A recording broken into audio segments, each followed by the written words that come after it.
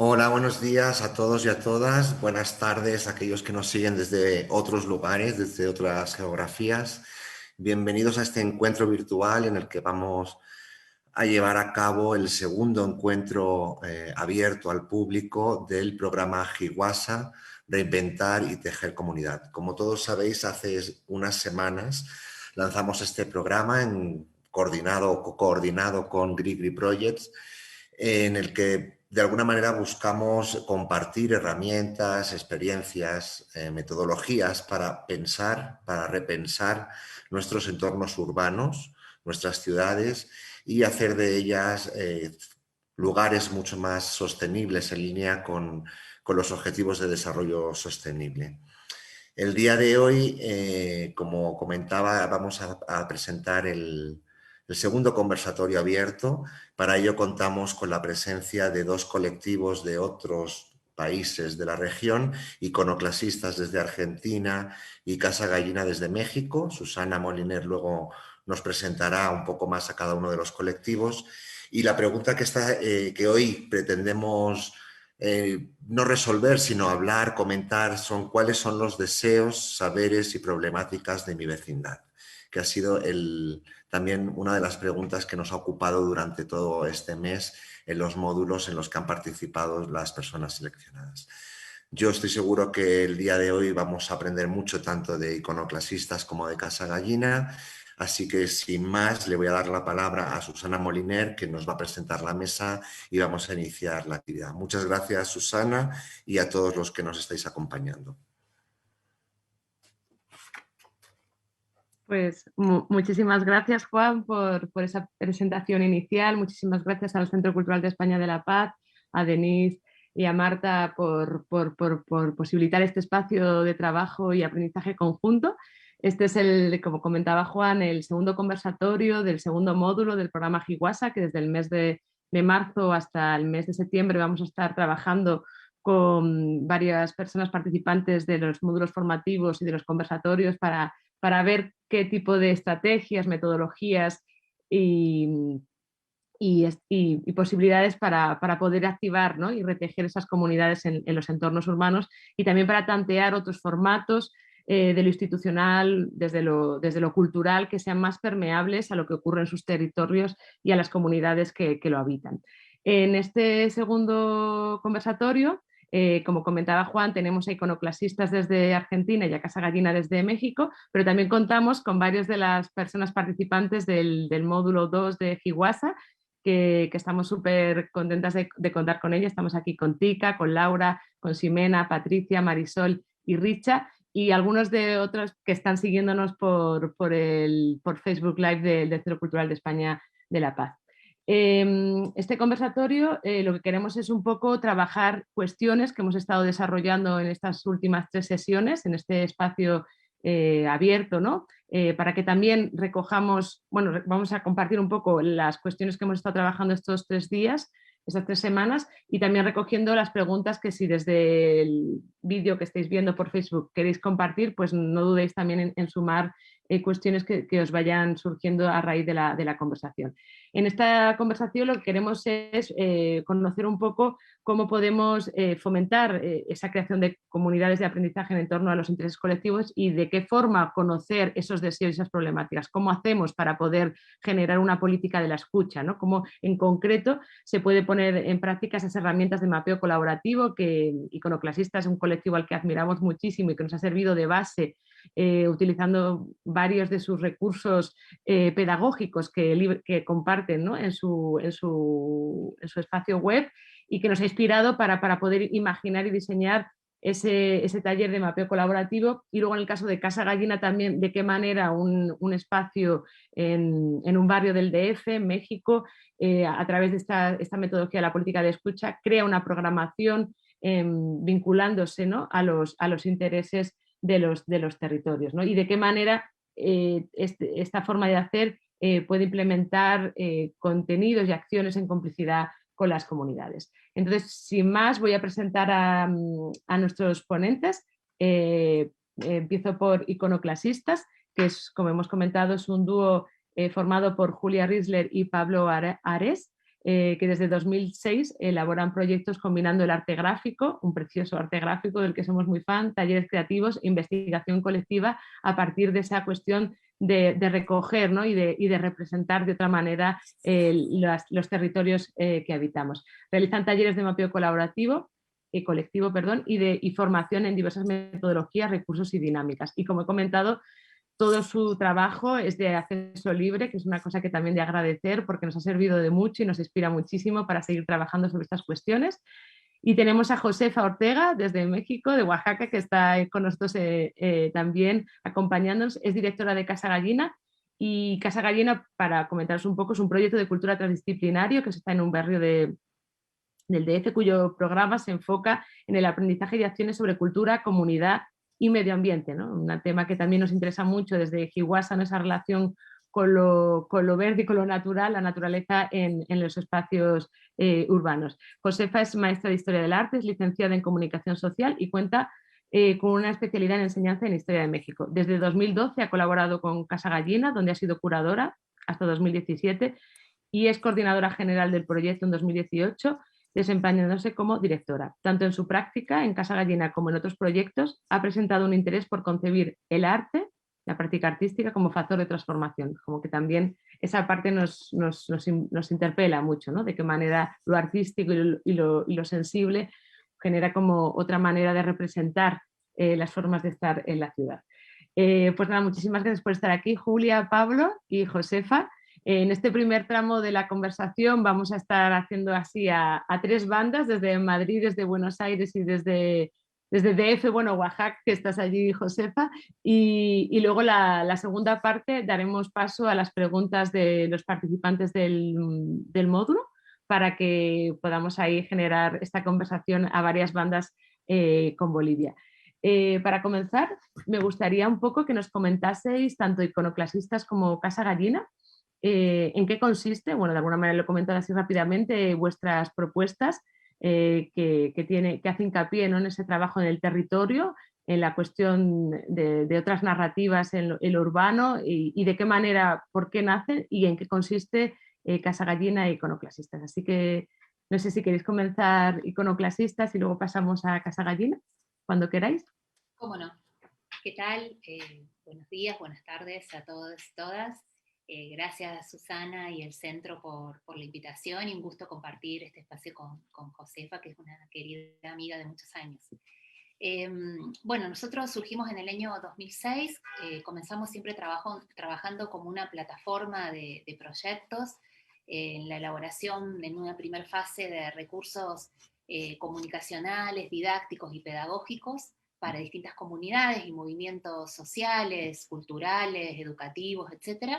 Y ya a partir del 2008, con la profundización o en el armado de esta herramienta del mapeo colectivo, comenzamos con un trabajo comunitario y con proyectos de investigación colaborativa en distintas partes, muy fuertemente en Latinoamérica, pero también, bueno, en otras zonas del mundo.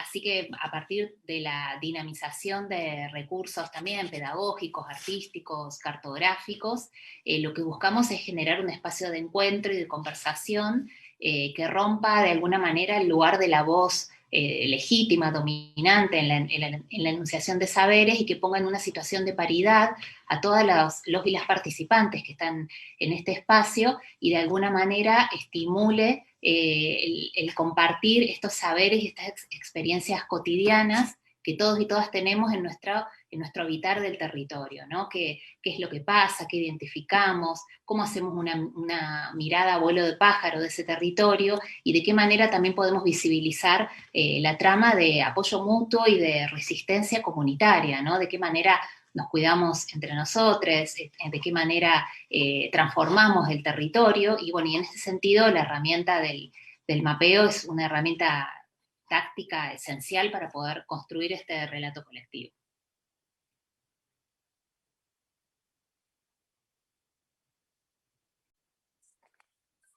Pues es un gusto saludarlos, buenas tardes, buenos días. Coincidir con los iconoclasistas también nos da mucho gusto desde Casa Gallina, con quienes hemos coincidido en varios proyectos. Pues sí, un poco lo que comentaba Susana, Casa Gallina es un proyecto anclado en una comunidad, en un barrio en la Ciudad de México, en la colonia Santa María la Ribera. Es un proyecto que inicia en el año 2013. De 2013 a 2018 fuimos la base, la sede de una plataforma curatorial, Insight Casa Gallina, y desde el inicio es un proyecto que se pregunta por construir, vincular, más que construir, vincular y posibilitar encuentros de una comunidad que comparte un territorio, que en este caso, bueno, es la colonia Santa María la Ribera. Hemos esforzado mucho el trabajo de todo el equipo por construir estos vínculos desde el afecto. Eso quiere decir tener mucho cuidado con las relaciones que se van construyendo con nuestros vecinos, identificar agentes con los que se pueden construir proyectos en común. Esto ha llevado mucho tiempo. El proyecto empezó en 2013 y pues ya llevamos casi 7 años anclados a ese territorio.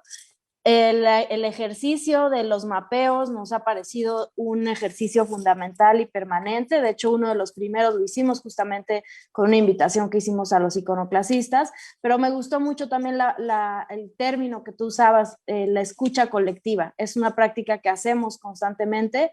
Cualquiera de las situaciones que suceden en Casa Gallina, entiéndanse situaciones de encuentro, talleres, procesos de creación artística en coparticipación con la comunidad, siempre tenemos una herramienta de retroalimentación en donde podamos tener un proceso de escucha un poco más formalizado de los grupos con los que colaboramos. Sin embargo, insisto, esta cuestión es algo que es constante y que todo el equipo estamos trabajando permanentemente por recabar un poco esta información de regreso de cómo van nuestros procesos. En el 2018 culminamos la etapa esta como vinculada a Insight y a partir de 2019 nos quedamos como Casa Gallina en un perfil que, como tú bien decías, subraya sobre todo los contenidos que vinculan la vida cotidiana, la construcción de comunidad y la cultura con el medio ambiente. Me interesa mucho esta perspectiva que tú rescatas y nos interesa desde Casa Gallina, cómo nos vinculamos con la diversidad, con los otros seres que habitan el planeta desde un entorno urbano, que a veces nos parecería que es algo lejano y difícil de hacer, pero bueno, siempre hay herramientas para hacerlo.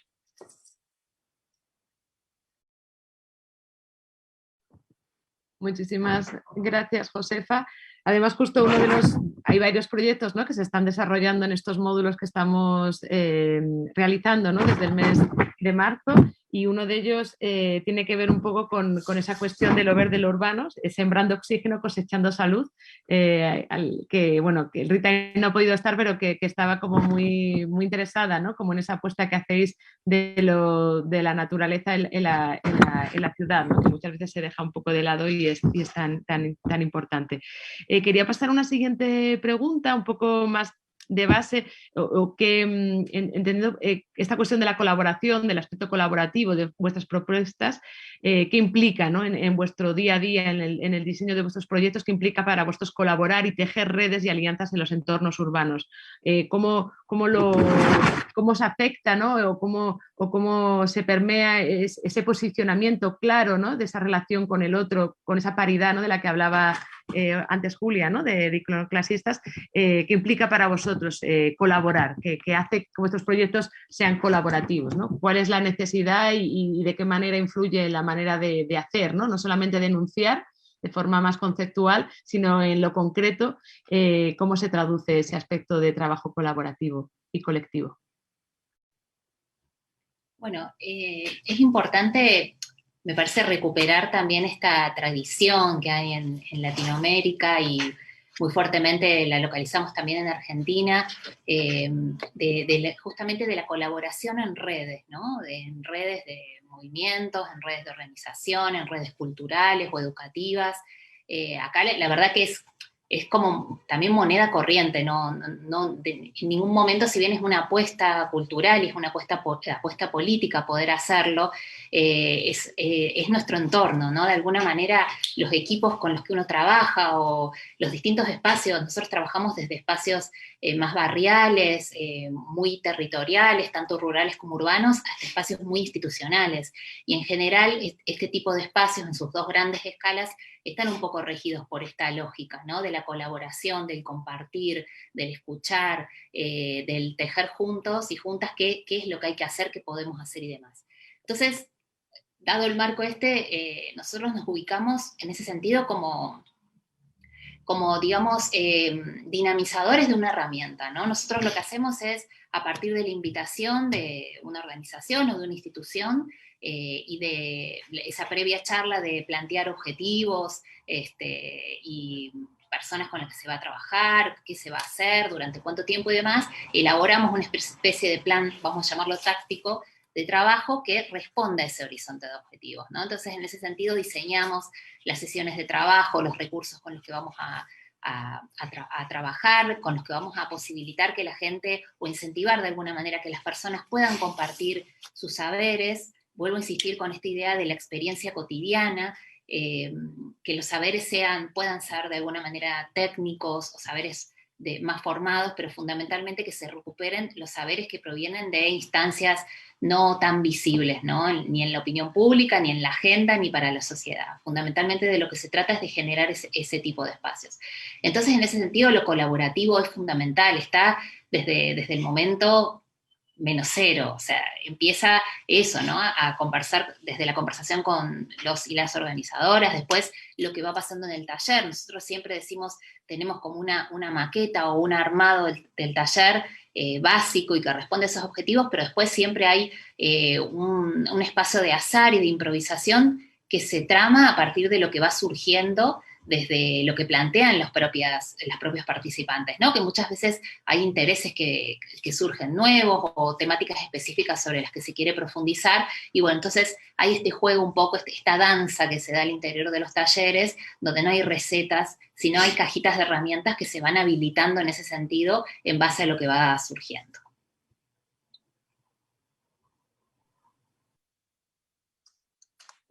Pues la verdad es que escucho a Julia y siempre confirmo la línea que tenemos tan similar, porque pues en efecto el trabajo colaborativo en Casa Gallina es el quehacer del día a día.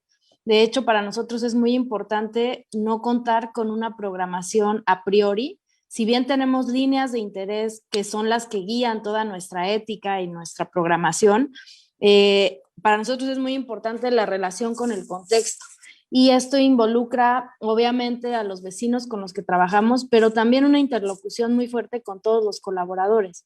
Esto quiere decir que cualquier proyecto de Casa Gallina se va tejiendo de una manera dialógica constante, en donde vamos construyendo, co-construyendo el proyecto, llámese un taller, que puede ser desde una cosa que pudiera sonar muy técnica, como pudiera ser una cuestión de huerto o una clase de nutrición y de cocina, siempre construyendo el proyecto desde una perspectiva de colaboración. En ese sentido, Casa Gallina tiene varios perfiles. Por un lado, este anclaje territorial en el que hemos hecho un esfuerzo que ha llevado tiempo, en el que involucramos cada vez más a los miembros de la comunidad, no solamente como usuarios o como quienes pueden ser receptores de esa programación, sino también que sean la gente que propone y que imparte y que desarrolla estas experiencias. Para eso, por eso insisto en que este conocimiento del territorio, más allá de entenderlo como un espacio de tierra, involucra vincularse e identificar agentes con los que puedes tener coincidencias. Y esos agentes no necesariamente son organizaciones o son espacios con infraestructura, sino parte de la identificación de estos agentes, del reconocimiento de saberes que, como bien decía Julia, muchas veces están anulados o están poco reconocidos en los procesos tanto educativos, académicos. Para nosotros es muy importante lo que podemos hacer todos los sujetos como agentes de transformación en la vida cotidiana. Y esto involucra el consumo, esto involucra las decisiones que tomamos de nuestra alimentación, la manera que nos vinculamos con los otros. Entonces, pues eso es una forma de trabajo constante, y desde el 2019 también buscando ampliar estas redes de colaboración con agentes que se encuentran anclados en otros territorios, siempre reconociendo que el trabajo en territorio requiere, insisto, mucho afecto y mucho estar y mucho vincularse. De ahí que para Casa Gallina es importante vincularse con agentes que tienen anclaje en sus propios territorios, en donde más que nosotros llegar a implementar o a imponer contenidos, podamos hacer una alianza con los agentes que conocen sus territorios. Muchas veces se han acercado proyectos que están iniciando o que conocen de nuestra labor y nos dicen, pues pásanos la fórmula, ¿cómo hacemos? Y pues siempre lo que insistimos mucho en compartir es que lo más importante es vincularse, es reconocer al otro y poder construir estos diálogos que permitan ir co-construyendo los proyectos. Es lo que yo podría compartir por ahora. Pues muchísimas gracias, Josefa, Julia. Todas las claves que nos estáis dando son cosas que las que hemos estado trabajando estas semanas y la verdad que emociona mucho porque son proyectos que llevan ya una andadura y un trabajo concreto, ¿no? En cómo trabajar en esa escucha y en ese trabajo de reciprocidad, ¿no? Y de alianza, ¿no? Y de qué manera el mapeo, la identificación del territorio es una herramienta estratégica para conocer, ¿no? Lo que ya existe y también para poder propiciar, ¿no? Esas alianzas y esas complicidades, ¿no? que pueda haber.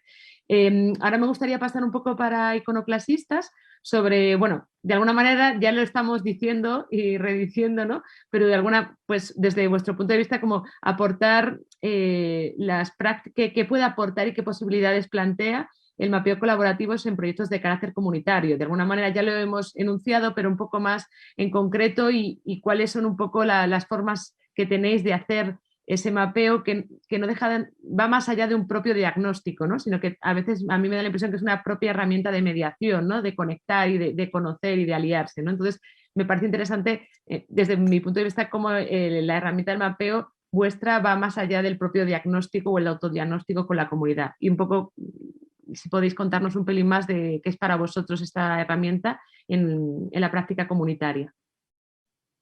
Hola, sí. Primero hay que decir y hay que aclarar que los mapas no cambian nada. Los mapas acompañan procesos que ya se están generando en el territorio. O sea, puede llegar a acompañarlo y darle un movimiento, darle un empuje, ayudarlo a comprender el territorio. Pero el mapa de por sí no transforma el territorio.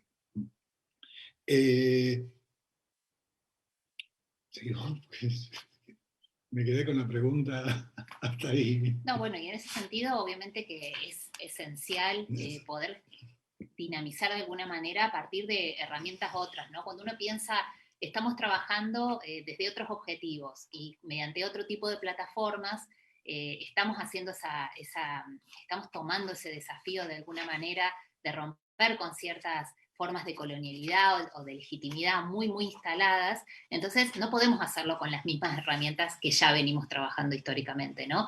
Por ahí hay herramientas que provienen de otras áreas que uno puede pensar, bueno, no sé, la antropología o la comunicación o la sociología, etcétera, que son herramientas muy buenas, pero nosotros siempre decimos, esto tiene que actuar de manera complementaria de alguna manera, no es que una anula la otra, pero la herramienta con la que nosotros, tanto Casa Gallina como nosotros, como ustedes, Griri, están trabajando, ponen en escena otro tipo de cuestiones, ¿no?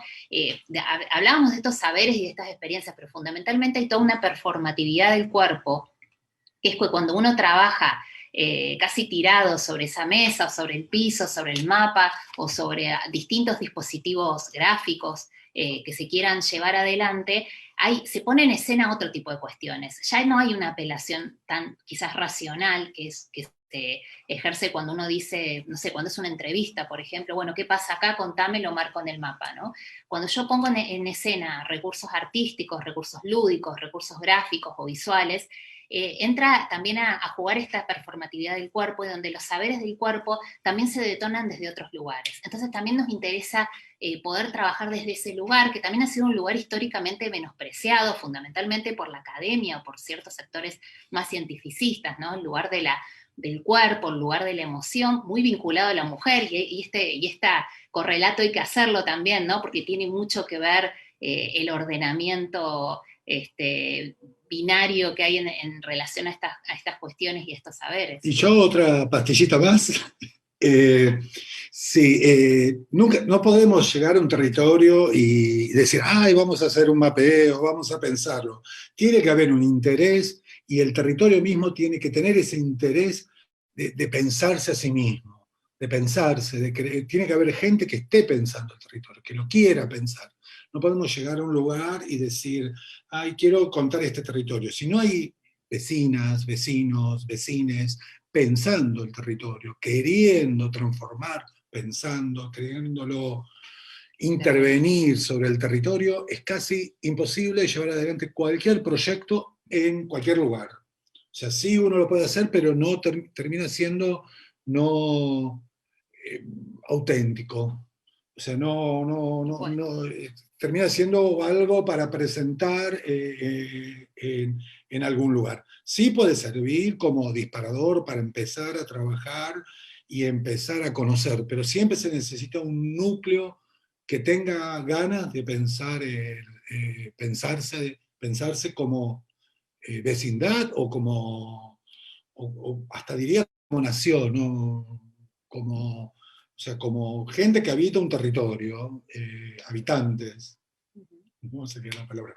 Y en esto Josefa tiene muchísimo que decirnos. Sí, no, totalmente. Como bien dice Pablo, o sea, si no está la energía de la comunidad, son proyectos que yo me atrevería a decir que son insostenibles y que no tienen una vida a futuro. De hecho, desde Casa Gallina hemos insistido mucho en que siempre buscamos a un agente con el que hacer una complicidad que pueda llevar a cabo y que pueda darle seguimiento a ese proyecto, ¿no? Porque en efecto nos parece muy importante no. Y de ahí esta idea de no tener una programación a priori ya determinada, construir a partir de las necesidades, de los deseos, de los intereses de la comunidad y no solamente de ese agente exterior que de alguna manera pues pudiéramos ser nosotros, sino poderlo co-construir. Entonces, creo que esa palabra de la escucha colectiva pues es lo que da pauta a construir uno u otro proyecto. Por supuesto que siempre, o al menos desde nuestra perspectiva, hay una línea que nos interesa y desde donde queremos partir para construir una colaboración. Experiencias en ese sentido, pues hay muchas. Hay tanto proyectos que han tenido una consecuencia que ha crecido más de lo que esperábamos, pero también de repente hay proyectos que a lo mejor uno lanza y tiene que repensarlos. Y creo que eso también es importante, como darse la oportunidad y la posibilidad de decir hacia dónde vamos. Por ejemplo, un proyecto que creció de una manera muy impresionante fue de hecho uno que partió del mapeo que hicieron los iconoclasistas, en donde se identificó que había pues una serie de árboles que eran relevantes para los vecinos. Entonces, a partir de eso invitamos a un colectivo que está anclado en la Santa María de la Ribera, que viven ahí, el Estanquillo 132, un colectivo de biólogos que hicieron un mapeo de los árboles de la colonia. Entonces, 60 especies fueron mapeadas. A partir de eso invitamos a una ilustradora a que hiciera una interpretación de estas especies. Eso creció a una exposición en un espacio cultural dentro de la colonia con el que tenemos una alianza, que es el Museo de Geología. Se expuso ahí los dibujos, las especies vegetales que habían recolectado estos biólogos, y pues seguía demandando, digamos que el proyecto tenía una energía que seguía ahí. Entonces eso creció a ser unos identificadores que los propios vecinos fueron poniendo alrededor de la colonia para saber qué árboles había por ahí. Pero también hay otros proyectos que hemos tenido que redefinir. Por ejemplo, tenemos un espacio en Casa Gallina, que es un espacio abierto, que le llamamos el Salón Huevo, que teníamos pensado un poco jugando con esto que en México se dice la hueva, como la flojera, como hacer nada. Le llamamos el Salón Huevo con arroba, que podía leerse como huevo o como hueva, y lo pensábamos como un espacio de ocio, donde la gente pudiera ir a tirarse, a leer un libro, a usar la computadora.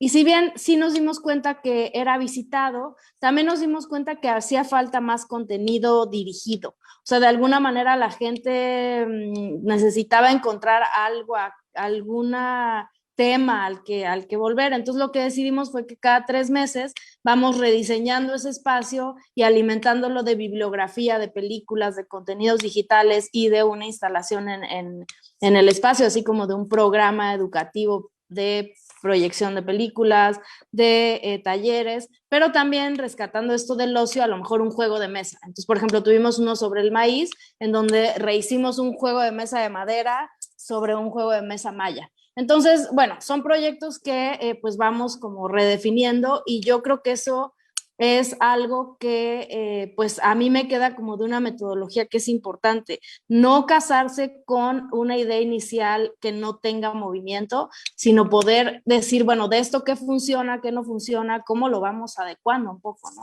Y creo que ahí tiene mucho que ver quitarse la soberbia y pensar que uno tiene la idea que ya es esa y es fija, y como decimos también nosotros, pues parte mucho de domar al ego y entender que los proyectos tienen que construirse en relación a una realidad.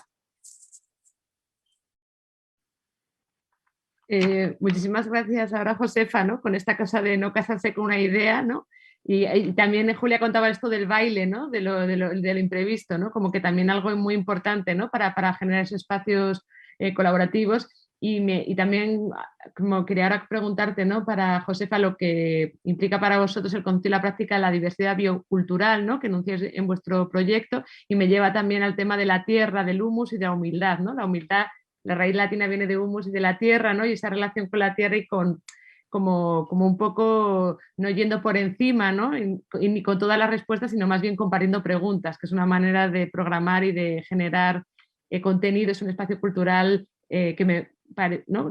Por lo que montas es lo que ocurre en Casa Gallina. ¿Puedes contarnos un poquito lo que implica para vosotros esa relación y esa cuestión de la biocultura en vuestro proyecto? Sí, por supuesto.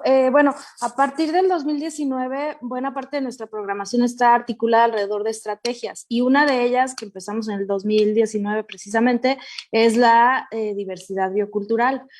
Reconocer esto como un tema eje parte justo de lo que tú estás diciendo, de reconocer una perspectiva humilde en donde el ser humano no es el único ni el más importante ser que habita este planeta, sino entender que estamos en un espacio que cohabitamos con otros. Esos otros, o como les querramos llamar, son seres humanos, pero son también plantas, son también animales, y en el sentido que podamos bajar esa soberbia humana de entender y de trascender este momento conocido como el antropoceno, es que vamos a poder vincularnos con esos otros de una manera respetuosa, empática y que pueda construir otro tipo de relaciones.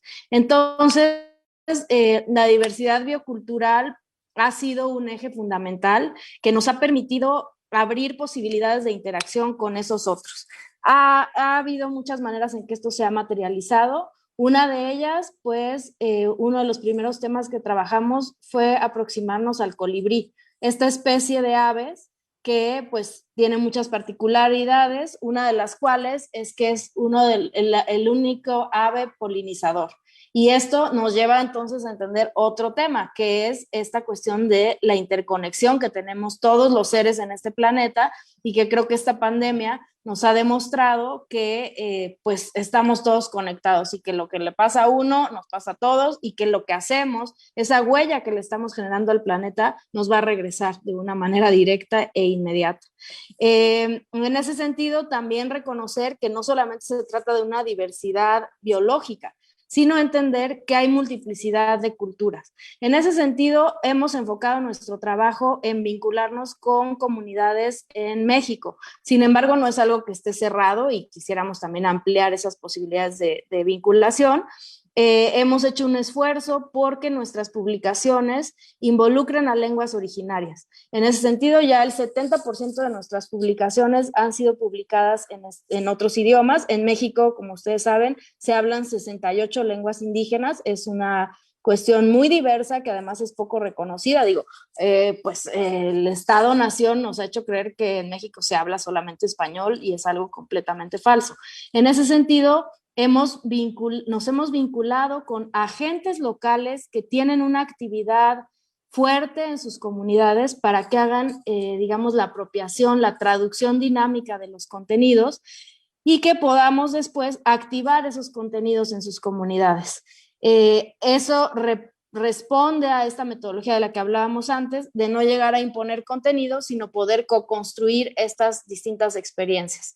No sé si ya me desvío un poco del tema, pero bueno, creo que parte de esta cuestión de la humildad y de entender que el ser humano convive con muchas otras especies, que no hay una sola manera de habitar ni el territorio ni el planeta, y más bien poder aprender de esos saberes diferentes. La cultura está muy relacionada con el entorno biológico. De hecho, buena parte, por ejemplo, de la gastronomía o de cuestiones culturales que construyen las cosmogonías de los pueblos están muy vinculadas a su relación con el territorio. Entonces, en ese sentido, dentro de esta herramienta desarrollamos un manual de mapeos que lo que pretende es pues brindar herramientas que puedan activarse para desarrollar o fortalecer este vínculo que las comunidades tienen con sus territorios, porque sabemos además que los territorios están constantemente amenazados por diversos elementos, pues sí, muy, muy diferentes que involucran pues muchas veces procesos que tienen que resistir a esos embates, ¿no? De distintas maneras. Entonces sí es una línea que nos ha pautado mucho de nuestro trabajo y que nos ha permitido también vincular muy diversas situaciones, desde encuentros, talleres, publicaciones. Entonces, tener un eje temático que lo aglutina nos permite también generar una programación en red que nos ha parecido interesante. Pues muchísimas gracias, Josefa, por esa cuestión, ¿no? de lo biológico y lo cultural y esa relación en las ciudades, ¿no? Estamos trabajando mucho en estos entornos urbanos y ahora, bueno, tengo muchas más preguntas porque la verdad que da mucho gusto teneros aquí pudiendo compartir esta mesa, esta conversación, pero sí que me gustaría, pues eso, que pudieran intervenir también las personas participantes de los diferentes proyectos que hemos estado prototipando, que hemos estado diseñando y que de alguna manera también han compartido una serie de interrogantes que creo que son bien poderosos, ¿no? para poder seguir continuando con la conversación. Antes de darles la palabra, quería rápidamente contar un poco que hay 5 proyectos ahora mismo en curso, ¿no? Y que se inspiran un poco en estas cuestiones de la reciprocidad, de lo colaborativo, del trabajo con las comunidades, del identificar lo que ya existe y construir a partir de ahí. Y tenemos el que os comentaba antes, el de Sembrando Oxígeno, Cosechando Salud. Está un segundo que es Mirarte, los miradores de Quilicili en La Paz, de construir y trabajar alrededor de los miradores en la ciudad. Está el proyecto de Raíces Vivas, de trabajar lo intangible del patrimonio oral del Carnaval de Oruro en Bolivia. Tenemos también un proyecto que se llama Trama Amazónica en Santa Rosa, que es relacionar el tema del turismo sostenible, la empleabilidad, la participación en este territorio. Y luego un quinto, Transmigrantes, que es para las personas que no tienen domicilio fijo y que viven en Cochabamba y en La Paz. Y la verdad que está siendo súper apasionante porque estamos aprendiendo un montón y entonces muchas de estas preguntas vienen de estos 5 proyectos. Entonces, querría primero pasar la palabra, no sé si Nicole, ¿estás por ahí? Que Nicole está en el proyecto de Transmigrantes. Ay, mira qué bien, esto es una súper conexión. Somos ya, Nicole tenía varias preguntas como muy pertinentes y no sé si quieres, Nicole, compartir las que tienes para Casa Gallina y para iconoclasistas y así nos pueden ir respondiendo cuando quieras. Claro que sí, Susana, muchas gracias. Saludarlos a todos, a los chicos de iconoclasistas y a Josefa. Bueno, creo que Josefa ya nos ha compartido un montón de experiencias riquísimas, o sea que quisiera hacer un poquito más de énfasis en las experiencias que nos pueden contar los iconoclasistas y más que todo la pregunta va justamente por eso, ¿no? Por ese lado, por el lado de la experiencia y del trabajo colaborativo.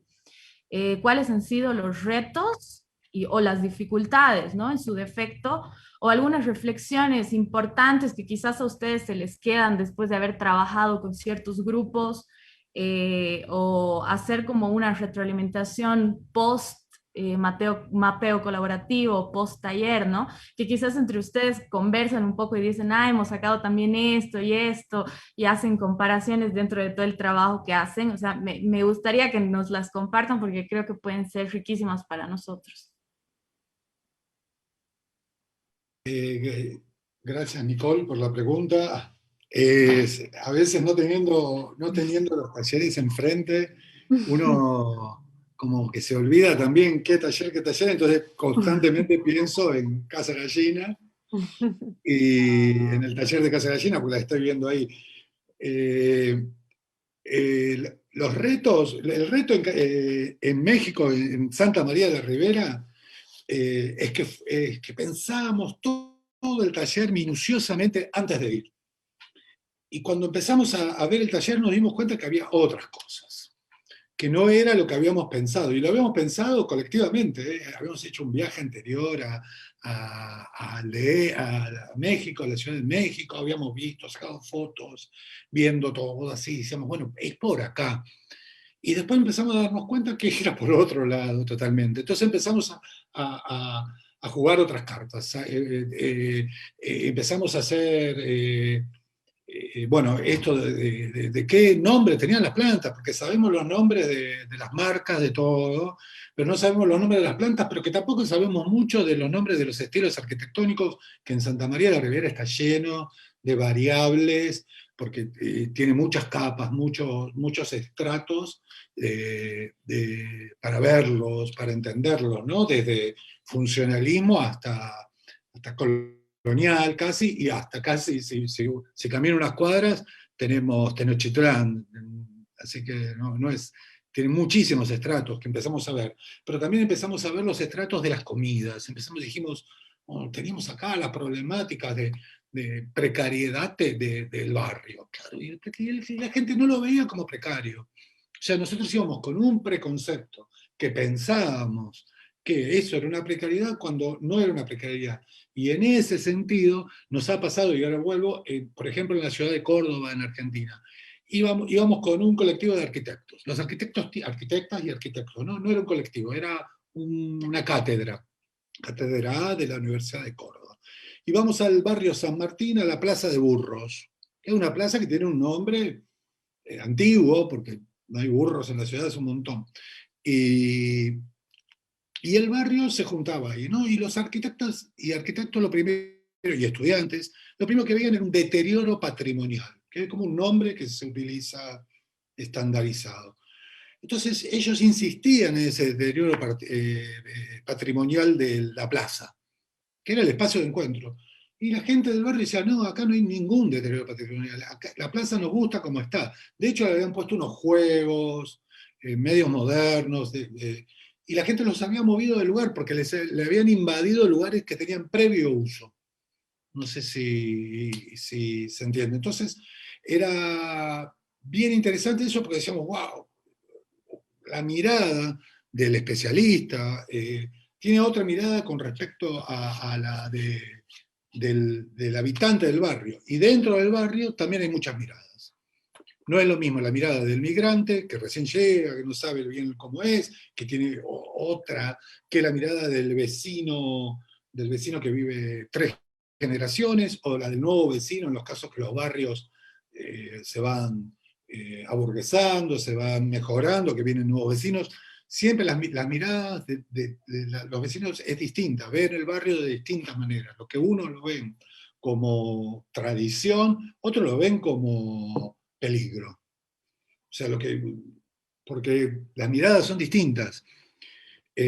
¿Vos, Julián? Sí, pensaba, Nicole, en la pregunta que vos hacías, que estas herramientas es interesante pensarlas como un medio, ¿no? Como un medio y como un proceso, que puede tener distintas instancias, y donde no solamente uno cuando hace un proceso de vinculación territorial, no solamente puede hacer mapeos, sino que hay un montón de herramientas que seguro habrán estado viendo en estas semanas de taller.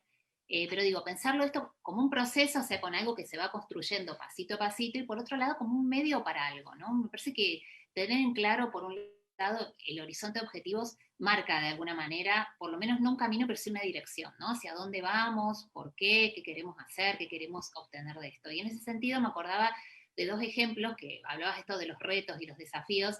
A nosotros nos pasó que cuando comenzamos con el mapeo colectivo, imagínate que o sea, no había ninguna otra fuente de la cual podíamos influenciarnos para ver cómo trabajar mapeo con comunidades muy organizadas, sobre todo en territorio. Entonces al principio nosotros dijimos, bueno, hagamos mapeos, y estaban dirigidos fundamentalmente a la denuncia, ¿no?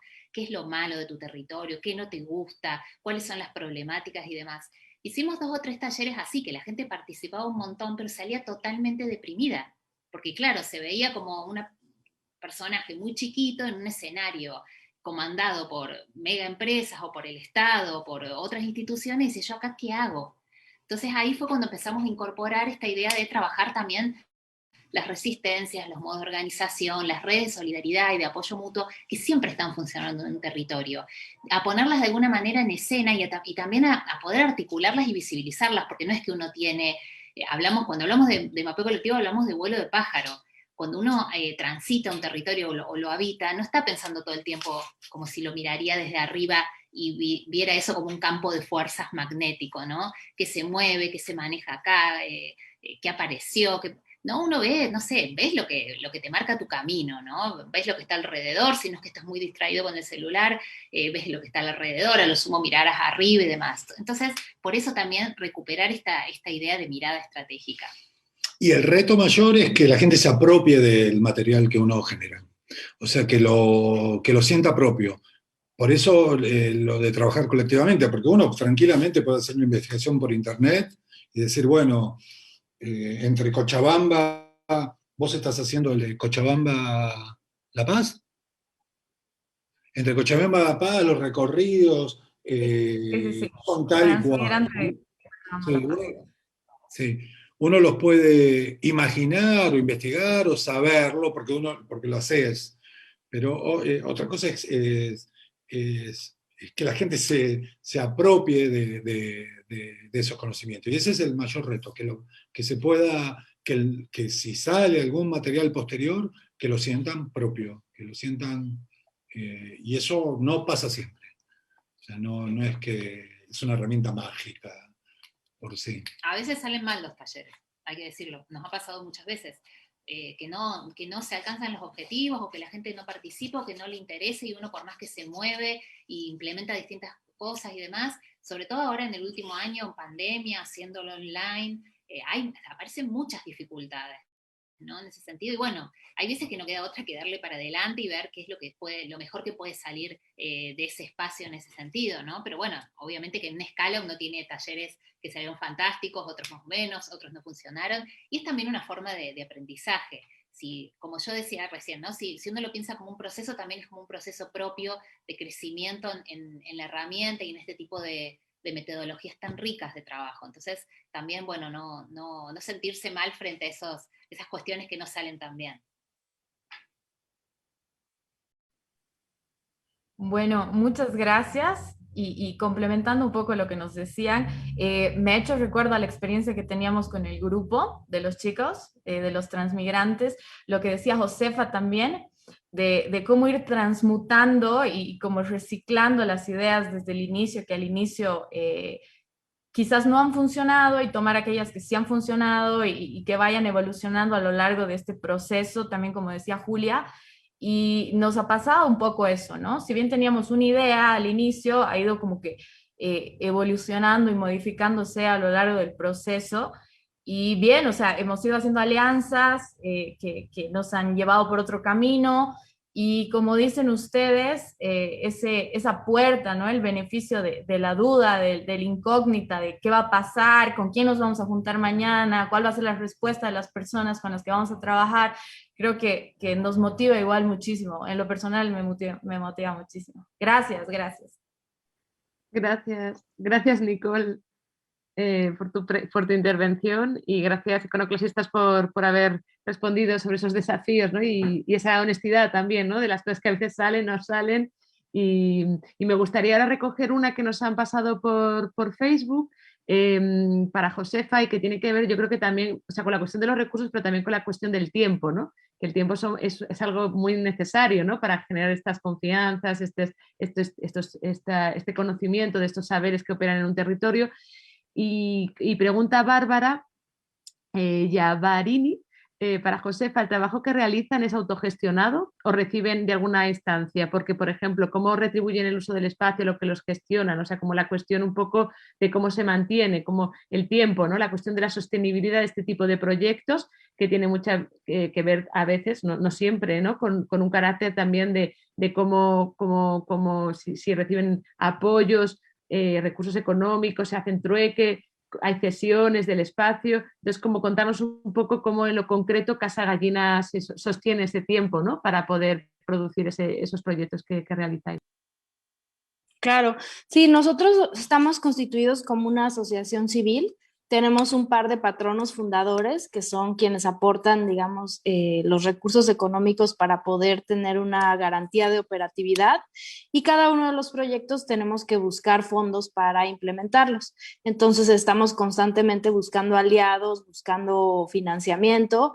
En ese sentido hemos cuidado mucho que pues la gente o las instituciones que puedan involucrarse sí mantengan un respeto total de la programación. Eso quiere decir que quien sea que hace la aportación no tiene ninguna injerencia en decisiones de contenido.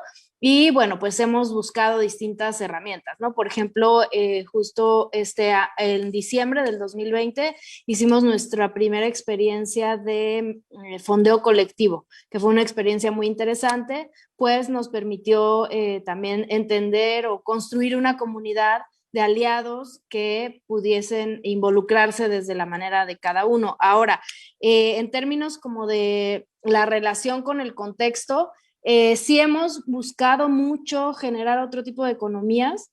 No se cobra nada en Casa Gallina en términos económicos, pero sí hay ciertas reglas del juego, en el sentido de que quien sea vecino que se involucra o que es beneficiario de algún proceso, de algún taller, que participa con algún artista, qué sé yo, siempre construimos al final un gesto de retribución. ¿Esto qué quiere decir? Que si yo, por ejemplo, participé en un taller de huerto, al final como grupo se toma una decisión de qué podemos compartir de estos conocimientos que hemos ido construyendo en conjunto para que esto pueda tener una consecuencia. Entonces, por decir algo, en un curso de hidroponía, que además ese fue un curso que se pidió mucho por la situación de los espacios, que hay pocos en la ciudad, los vecinos decidieron cultivar cada quien 10 lechugas, y un día en el kiosco sacaron sus 400 lechugas germinadas para poder distribuirlas a otros vecinos con un material didáctico impreso que ellos mismos diseñaron y construyeron, que pudieran compartir con el resto de la gente. Tenemos también una energía que lo que ha buscado es empujar los procesos en donde, si bien las situaciones de intercambio de experiencias más tradicionales como talleres se mantienen como un formato más bien motivador, poder provocar otro tipo de relaciones. Por ejemplo, ahora en la pandemia ha sido muy interesante lo que ha pasado con los interesados de huerto. Como que estar en casa ha provocado que mucha gente se anime a hacer pequeños huertos en la azotea, en el balcón, en espacios, y eso pudo cumplir una intención que teníamos desde que empezó el proyecto, que finalmente lo que queríamos era, si bien en Casa Gallina hay un huerto, poder empujar a que las cosas sucedan fuera de la casa. Y eso lo ha permitido la pandemia en una interacción del grupo que ha sido básicamente por WhatsApp. Muchos de ellos ni siquiera se conocen, y que pues es interesante también cómo generar otro tipo de encuentros y de intercambios que pues a veces rebasen lo presencial por esta situación que estamos pasando. Entonces, la manera de generar intercambios fuera de la economía tradicional nos interesa mucho. Hemos tenido invitados en muy distintas situaciones a gente que tiene mucha experiencia. Por ejemplo, aquí en México hay un colectivo que lleva a un señor que se llama Luis López Llera, que es una red de intercambio que funge sin moneda, sino que ellos mismos tienen su propia moneda de intercambio, más que moneda, sus propias reglas de intercambio. Entonces es algo que nos ha interesado mucho. Tenemos un pizarrón de trueque en el Salón Huevo, en donde fomentamos que los vecinos puedan entenderse bajo este concepto que se llama de prosumidor, que todos tenemos algo que producimos y consumimos. Entonces, a lo mejor yo puedo ofrecerte, si soy una persona joven, tú que eres adulto mayor, ir a la tienda. De hecho, empezamos una red así muy al inicio de la pandemia, cuando estaba como muy complicado salir, para adultos mayores, para poder apoyarlos con las compras, una red de voluntarios jóvenes. Entonces, sí nos interesa mucho dinamizar otro tipo de intercambios. Muchas gracias, Josefa, por la respuesta, y querría pasar también ahora a uno de los otros de los integrantes, también volviendo a Transmigrante. No sé si está por ahí Richa, que también formuló varias preguntas, mira, desde Cochabamba en este caso. Pues nada, cuando quieras, Richard, comentar y compartir varias de las preguntas que tienes para Casa Gallina Iconoclasistas. Sí, me gustó el comentario que hacía Pablo sobre que un mapa no cambia la realidad, ¿no? Y es así, ¿no? Porque, por ejemplo, veo en la página web de Iconoclasistas el trabajo en Villa 31. Tenemos un montón de investigaciones sociológicas, urbanistas sobre Villa 31, pero creo que el aproximarnos con un mapeo ya representa un compromiso, ¿no? De querer incidir en el medio mismo, lejos de una investigación que mira desde arriba. En ese sentido, por ejemplo, quería preguntarles si es que la metodología del mapeo como un instrumento de descolonización, como ustedes decían, ha sido asumido, digamos, por la academia, ha sido asumido por la gestión pública como un instrumento válido que nos permite aproximarnos a los involucrados de una manera más sensible y más comprometida, ¿no? Esa es la consulta.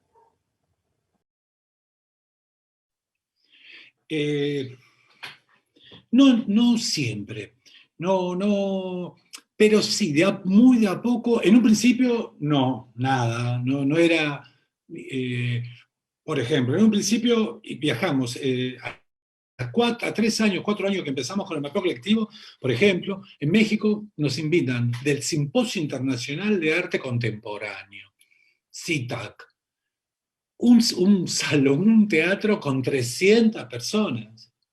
En Buenos Aires eso es imposible, no existe. O sea, en Buenos Aires esas prácticas desde el arte se veían desde otro lado, no se tomaban en cuenta.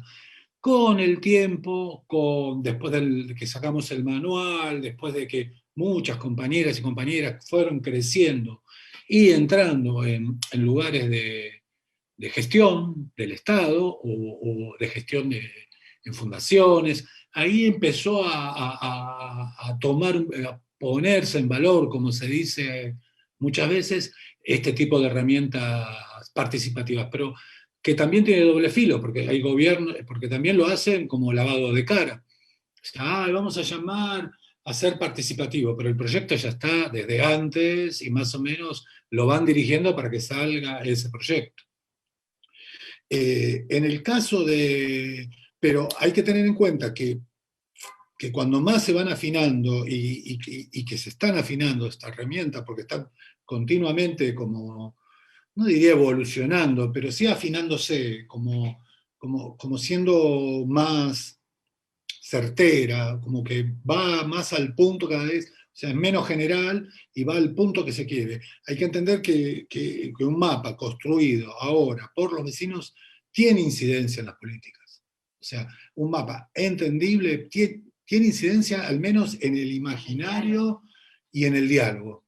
O sea, hay que pensar que creemos en los mapas. O sea, en los mapas creemos, por la escolaridad, porque no sé, habría que pensarlo por qué creemos en los mapas.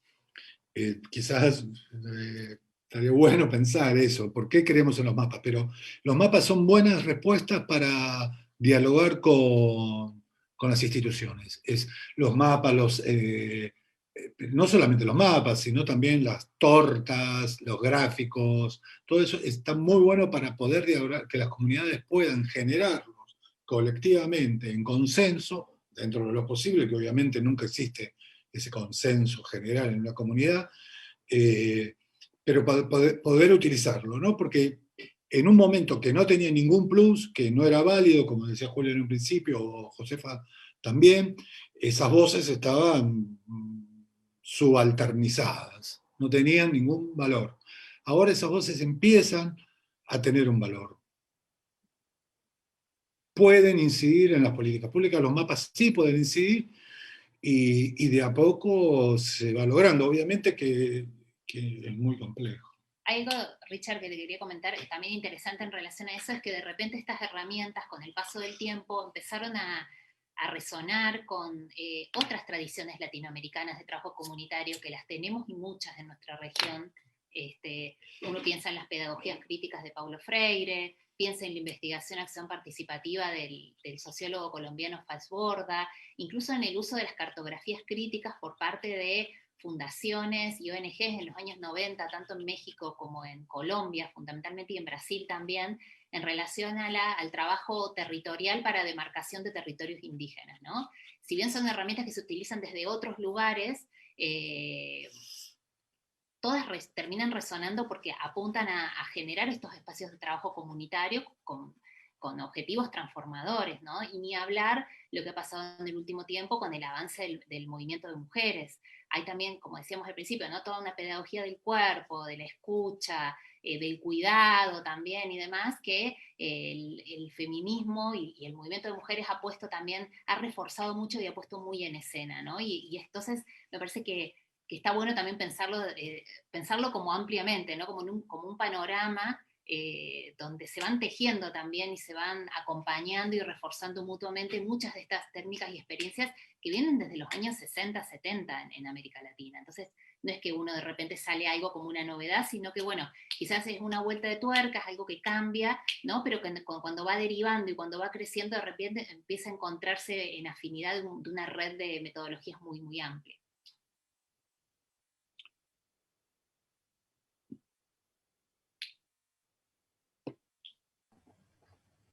Tal vez puedo pasar con mi pregunta a Josefa. Sí, Josefa, por ejemplo, aquí en Cochabamba estamos recién iniciando esta experiencia de los laboratorios ciudadanos, ¿no?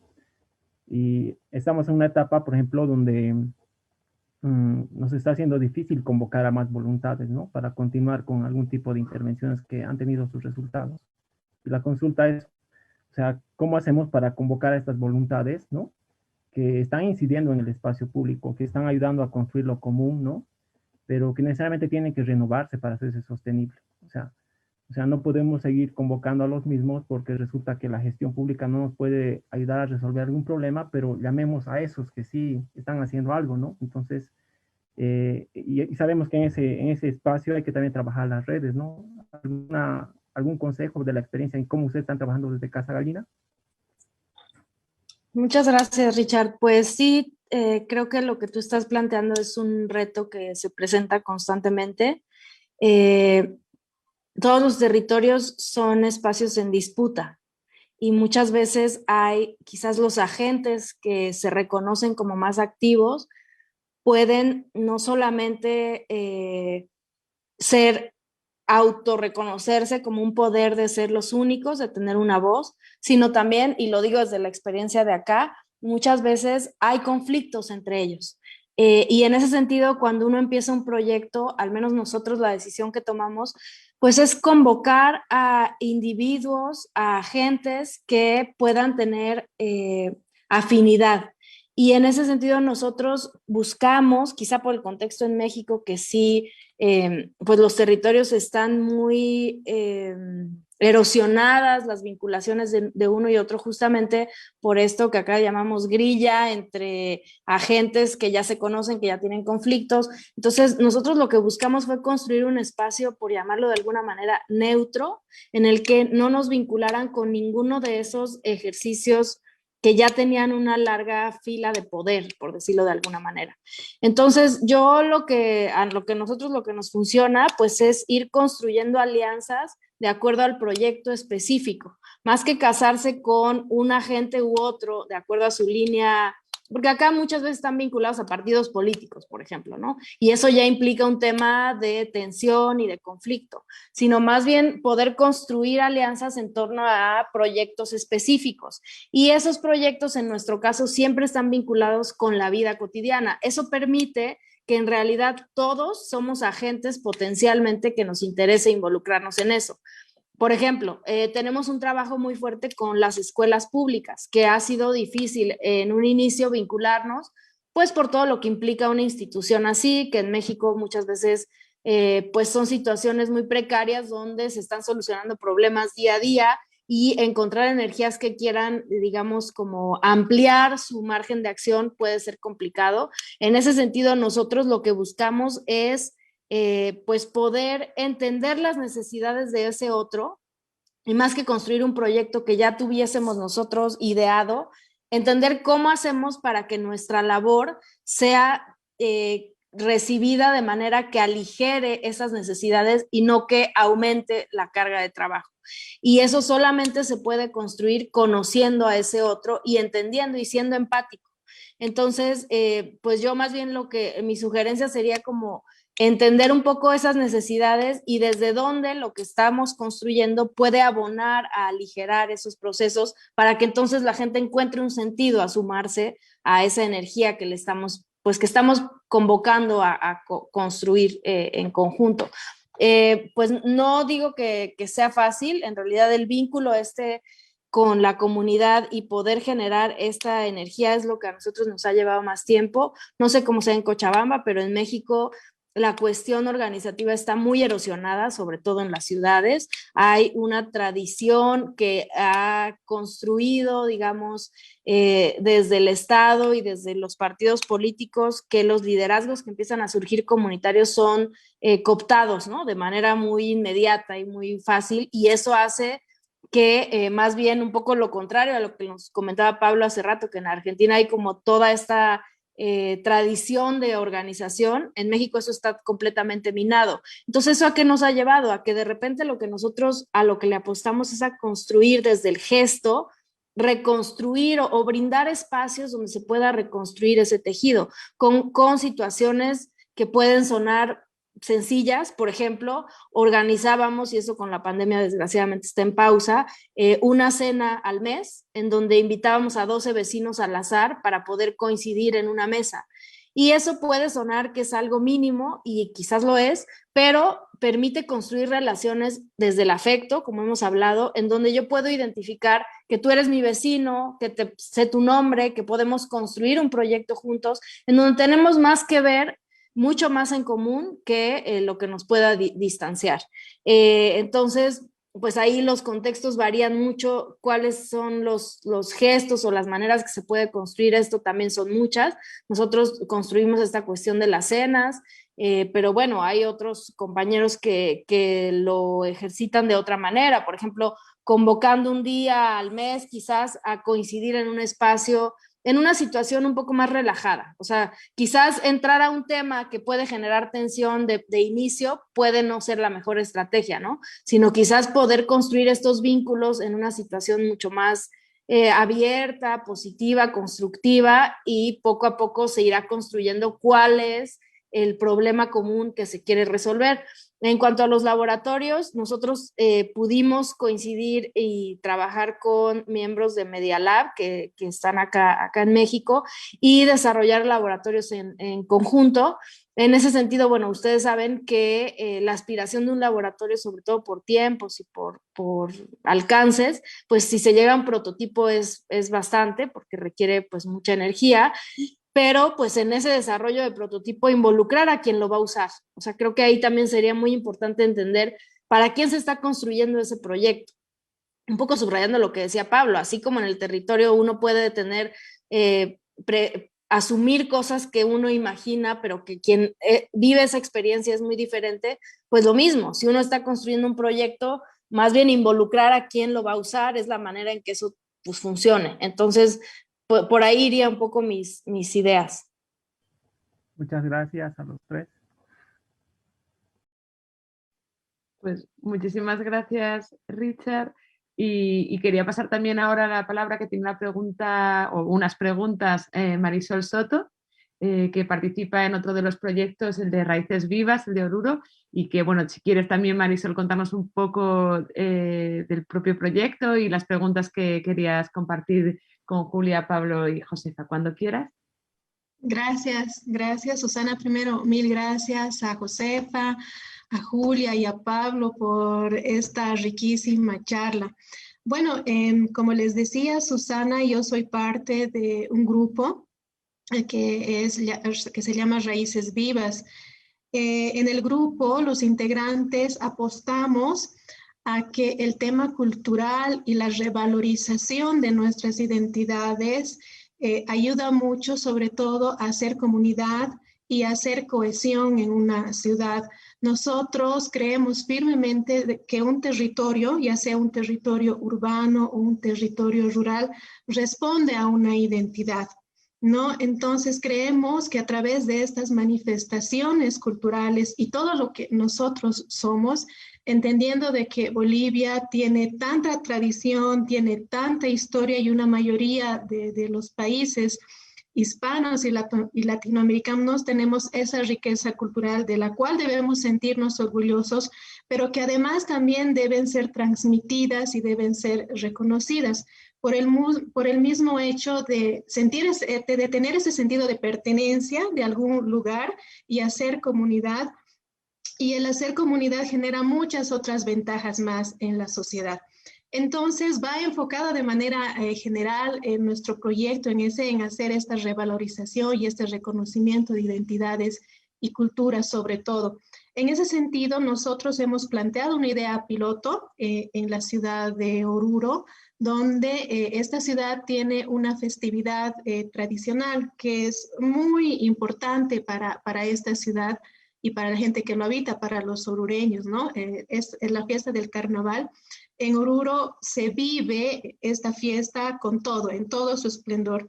Y no solamente el tema cultural y de vivir esta festividad, sino que también que a través de esto se genera todo un movimiento económico para esta ciudad, que es una ciudad pequeña, pero que espera mucha gente que no tiene alguna actividad económica fija, espera esta actividad para poder generar algún recurso a través de esta actividad, mediante la comida, mediante su música, mediante la llegada de extranjeros, etcétera, etcétera, ¿no? Entonces, esta es una vivencia que se ve muy enmarcada.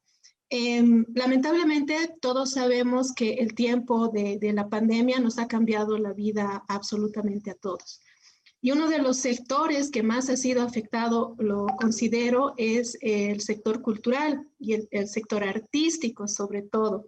Entonces, poder emprender estas nuevas ideas y generar todas estas nuevas herramientas, sobre todo en este sector cultural, para los artistas, pero sobre todo para la comunidad, por lo que decía en un principio de retomar esa revalorización y esta identidad, creo que se ha convertido en un tema secundario porque entendemos que también los temas de salubridad se han vuelto mucho más importantes para toda la sociedad y a nivel mundial.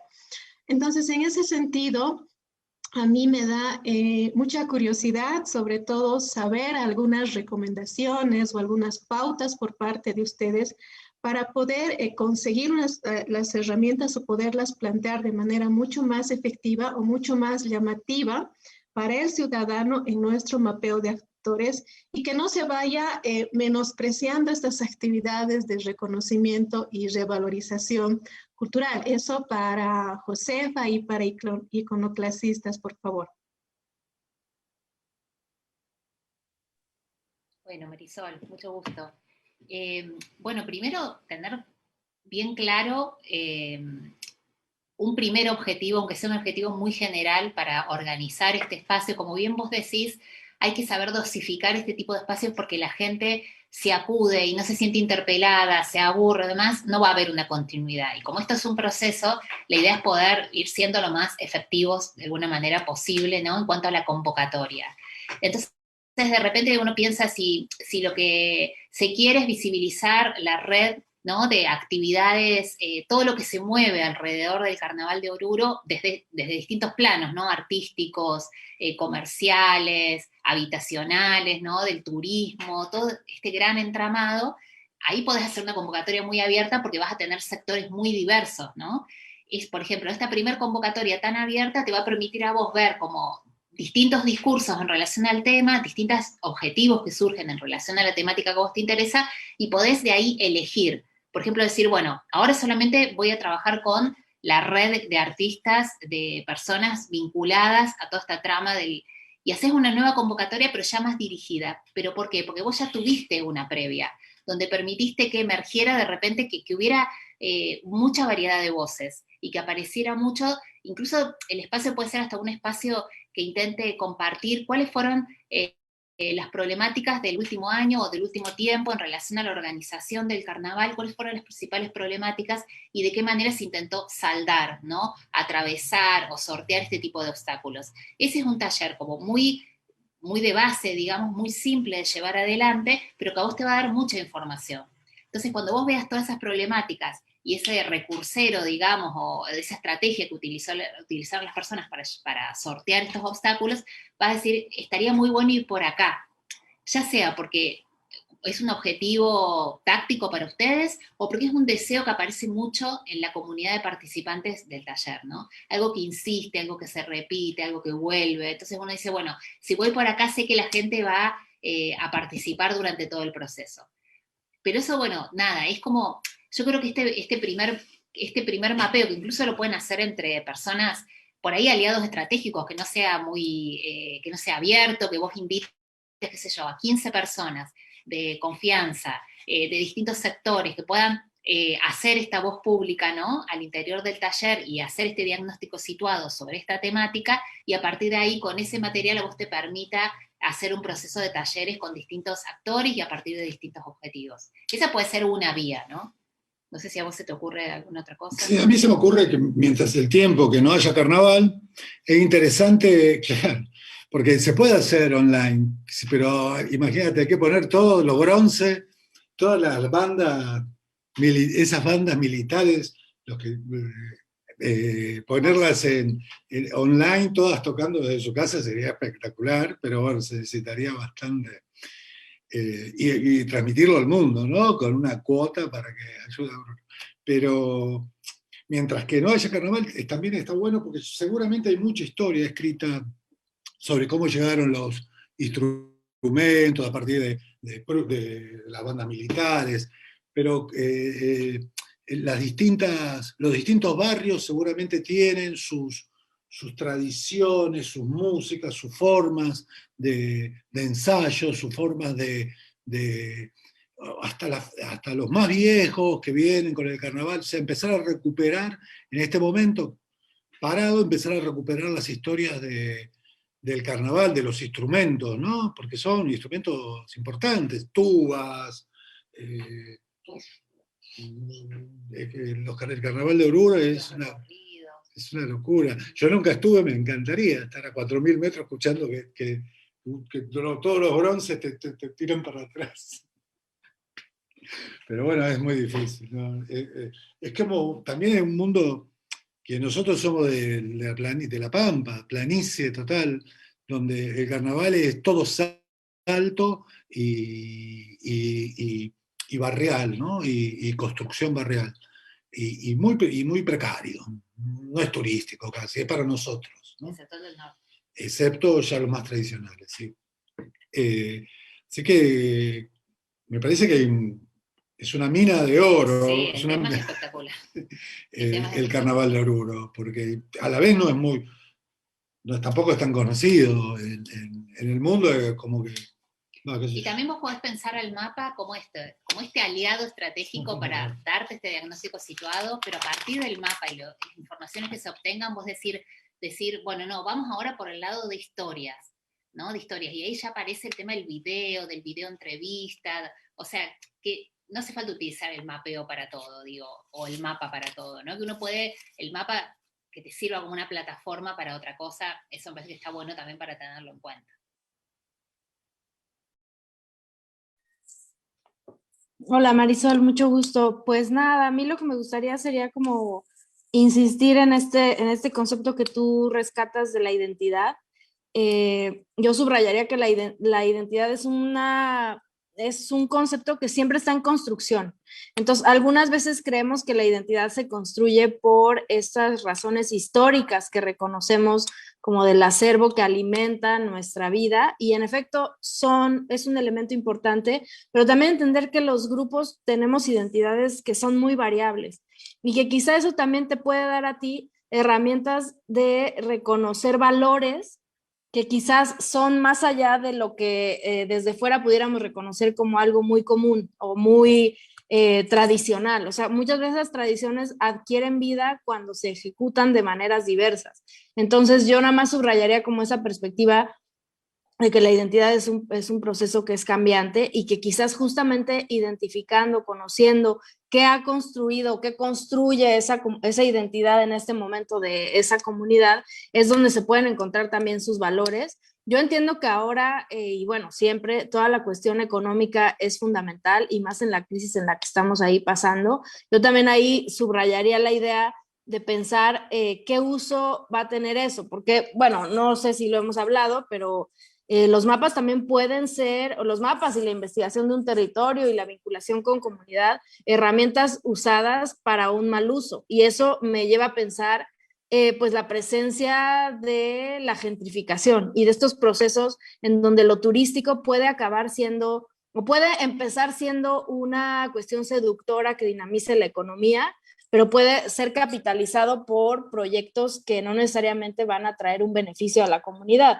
Y lo digo, por ejemplo, desde nuestro contexto, ¿no? Está ahora muy en debate todo el tema del Tren Maya y quienes lo defienden dicen, bueno, es que van a ser puntos de desarrollo para las comunidades y se van a hacer tiendas de artesanías. Entonces, a veces son trampas que yo entiendo que hay un momento como, más bien entiendo que hay una necesidad económica, pero yo pensaría mucho cómo podemos construir esas colaboraciones donde haya un beneficio a la comunidad desde lo económico, pero que podamos proteger quién va a ser el beneficiario de eso. Porque muchas veces, y eso por ejemplo en situaciones urbanas es muy común, ¿no? Estos procesos en donde grandes inversionistas llaman a artistas a vivir en barrios con rentas muy económicas y eso lo que pretende es pues cambiar el perfil de la comunidad, expulsar a los habitantes originarios.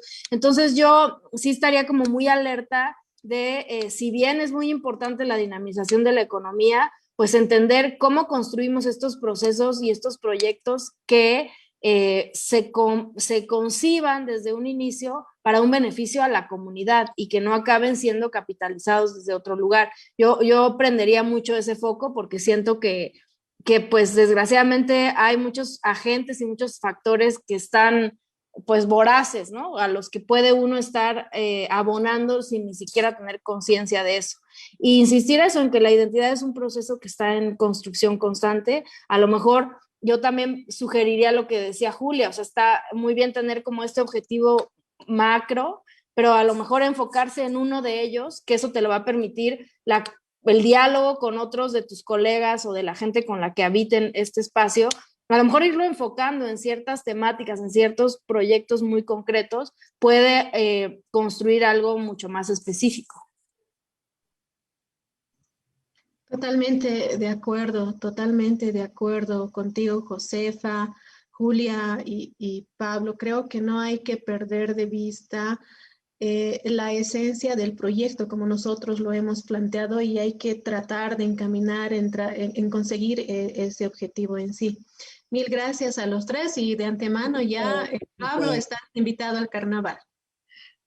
Yo tengo una cosita sobre carnaval. Nosotros, no está en la página, hicimos como una genealogía, se llamó constelación, porque el nombre constelación está funcionando, digamos. Pero hicimos una genealogía sobre el carnaval porteño con un músico, o sea, cómo se fueron generando las distintas murgas a partir de que, desde los años 80 hasta hace 2 años atrás, y a partir de una escuela de murga, el carnaval acá las bandas son murgas, y cómo se fueron generando y cómo se fueron construyendo. Que no está en la página, pero si nos escribís a iconoclasistas.net, @gmail, no a .net, porque ahí no vas a poder escribir, sino @gmail, iconoclasistas, te pasamos ese mapa porque es interesante, porque de los distintos primeros agrupamientos se fueron naciendo otros agrupamientos y realmente valoriza bastante esa idea de que, bueno, que somos parte de una historia, ¿no? de lo que es, y quedó bastante bien, calculo, medio tríptico, pero que está bueno. Mil gracias otra vez y yo voy a estar en contacto con ustedes. Muchas gracias. Pues muchísimas gracias, Marisol. Nos vamos a ir todos a Oruro, ¿eh? Yo también me apunto a esa caravana. Invitados a todos, con mucho cariño.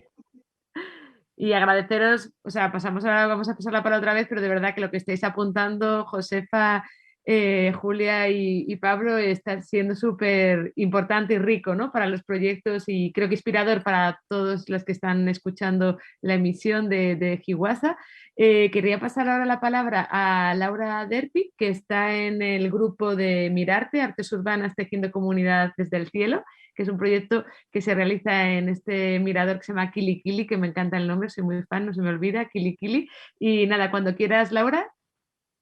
Gracias, Susana. Mucho gusto, iconoclasistas y Casa Gallina, un gusto enorme. La verdad es que está siendo muy provechoso el módulo y la verdad es que tenía como, antes de asistir a esta charla, como preguntas muy generales. Entonces, escuchándoles y viendo que todo puede ser tan específico y tan del lugar y respecto a la costumbre, la tradición o la misma identidad de las personas, quería preguntar si podrían tal vez contar, no sé si se puede hacer como una regla, pero ¿qué problemas existen como para que un proyecto de este tipo pueda tener una continuidad? ¿O en qué ocasiones les ha pasado? Bueno, han contado que Casa Gallina puede ser un buen ejemplo, pero ¿en qué ocasiones les ha pasado que el proyecto sale de ustedes y sigue y continúa? O sea, como que tal vez hay algunas cosas que se repiten, bueno, no sé.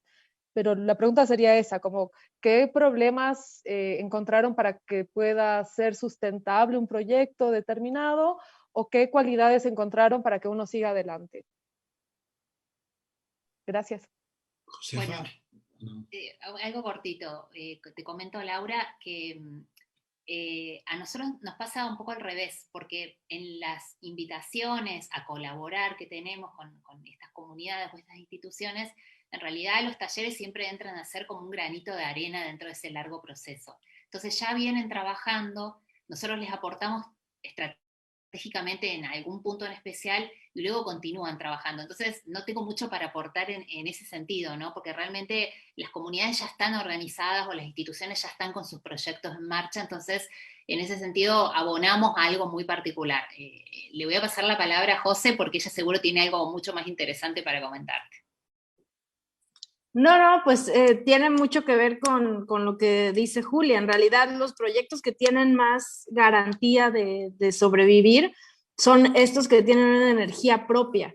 Y en ese sentido, insistir mucho en que más que querer iniciar cosas de cero desde lo que uno ve de fuera, pues lo más importante es identificar necesidades y energías que ya estén por ahí y que uno pueda más bien involucrarse en colaborar desde lo que cada trinchera puede aportar. En el caso de los iconoclasistas, pues el conocimiento del territorio.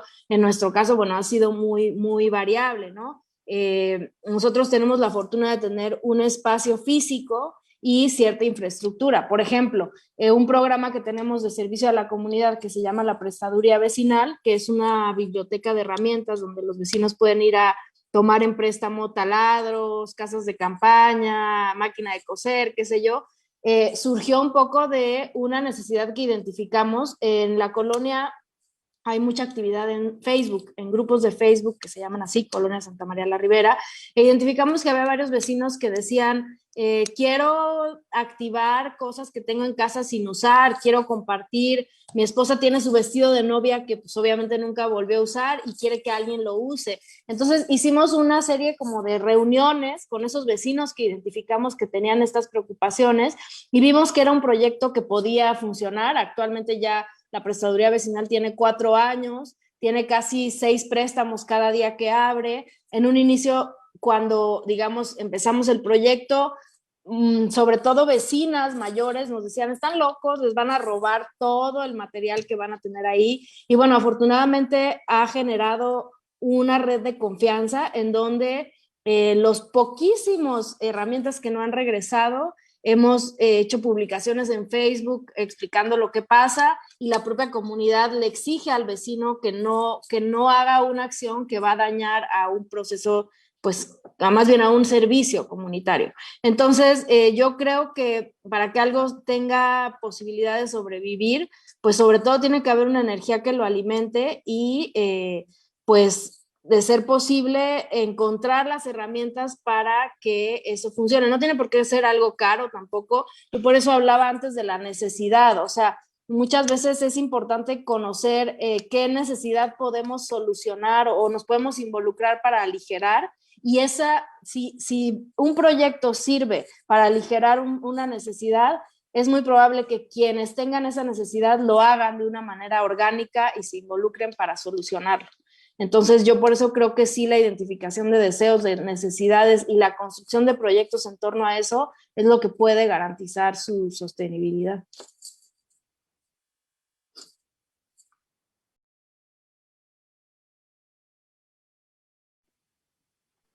Pues Muchas gracias.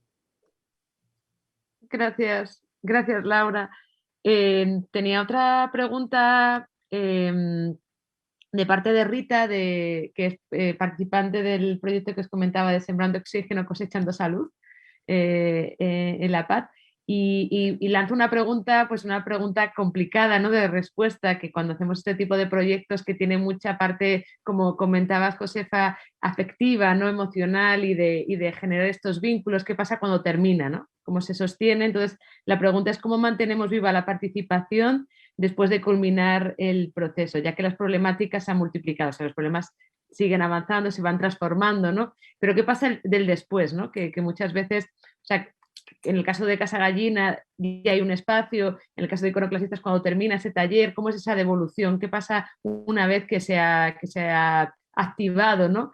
Esa celebración de esos vínculos que se han generado y se han revisitado y se han mirado desde otro lugar, ¿no? Que el después, un poco si nos podéis comentar. Bueno, nosotros la verdad que tenemos distintos tipos de talleres, ¿no? Y a su vez distintos tipos de participantes. Hay talleres que han quedado vínculos lazos muy fuertes con los participantes o con los organizadores y hemos vuelto a esos espacios o hemos vuelto a trabajar con esos participantes en otras instancias, así que la verdad que no es generalizable y es muy variable.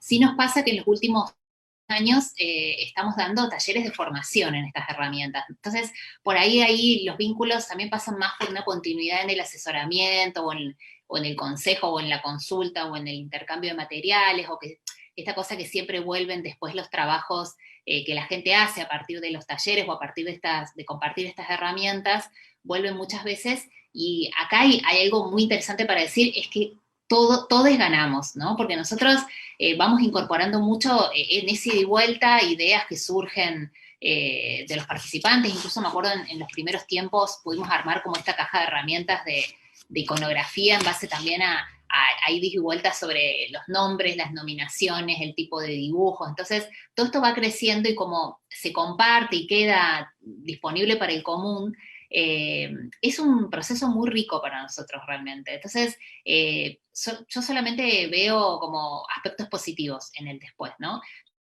Más allá que la experiencia haya salido mejor o peor, siempre hay aprendizajes y como digo, hay vínculos que se refuerzan mucho, hay nuevas amistades, hay proyectos que surgen a partir de eso y hay muchos aprendizajes de un lado y del otro. Así que en ese sentido es como nada, también animarlos a desarrollar este tipo de procesos porque son geniales.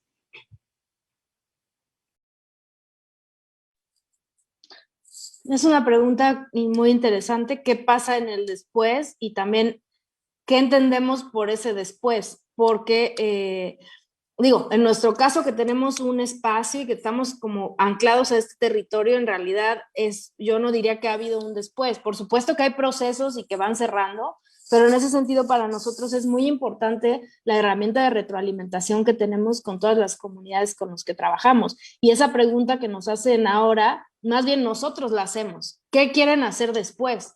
¿Qué les gustaría hacer con esto que detonó esta experiencia? Llámese un taller de huerto o una conversación o un encuentro. O sea, más bien a nosotros buena parte de nuestro trabajo es identificar esas energías, cómo pueden crecer y hacia dónde y tratar de encaminar los esfuerzos por acompañarlas. Entonces, yo creo que es una pregunta que más bien yo invitaría a hacer al propio grupo, o sea, con el grupo con el que se trabaja, preguntarse qué queremos hacer después con esto, sea de una manera individual o de una manera colectiva de todo el grupo o pequeños grupos. Muchas veces se generan alianzas o redes de los que coincidieron ahí y dicen, oye, pues yo puedo tejer esta colaboración contigo. Entonces yo creo que esa es una pregunta que es importante abrirla a la comunidad que se genera en talleres o en experiencias que se vayan desarrollando.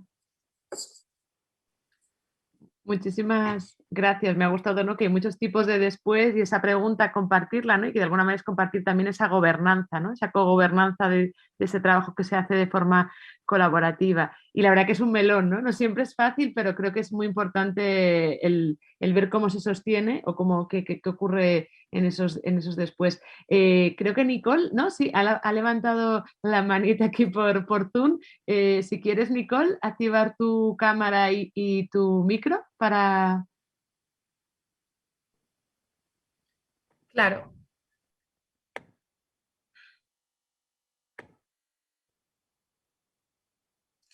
Bueno, la pregunta que tenía ahora va un poco para Josefa y para lo que iba, o sea, iba hablando.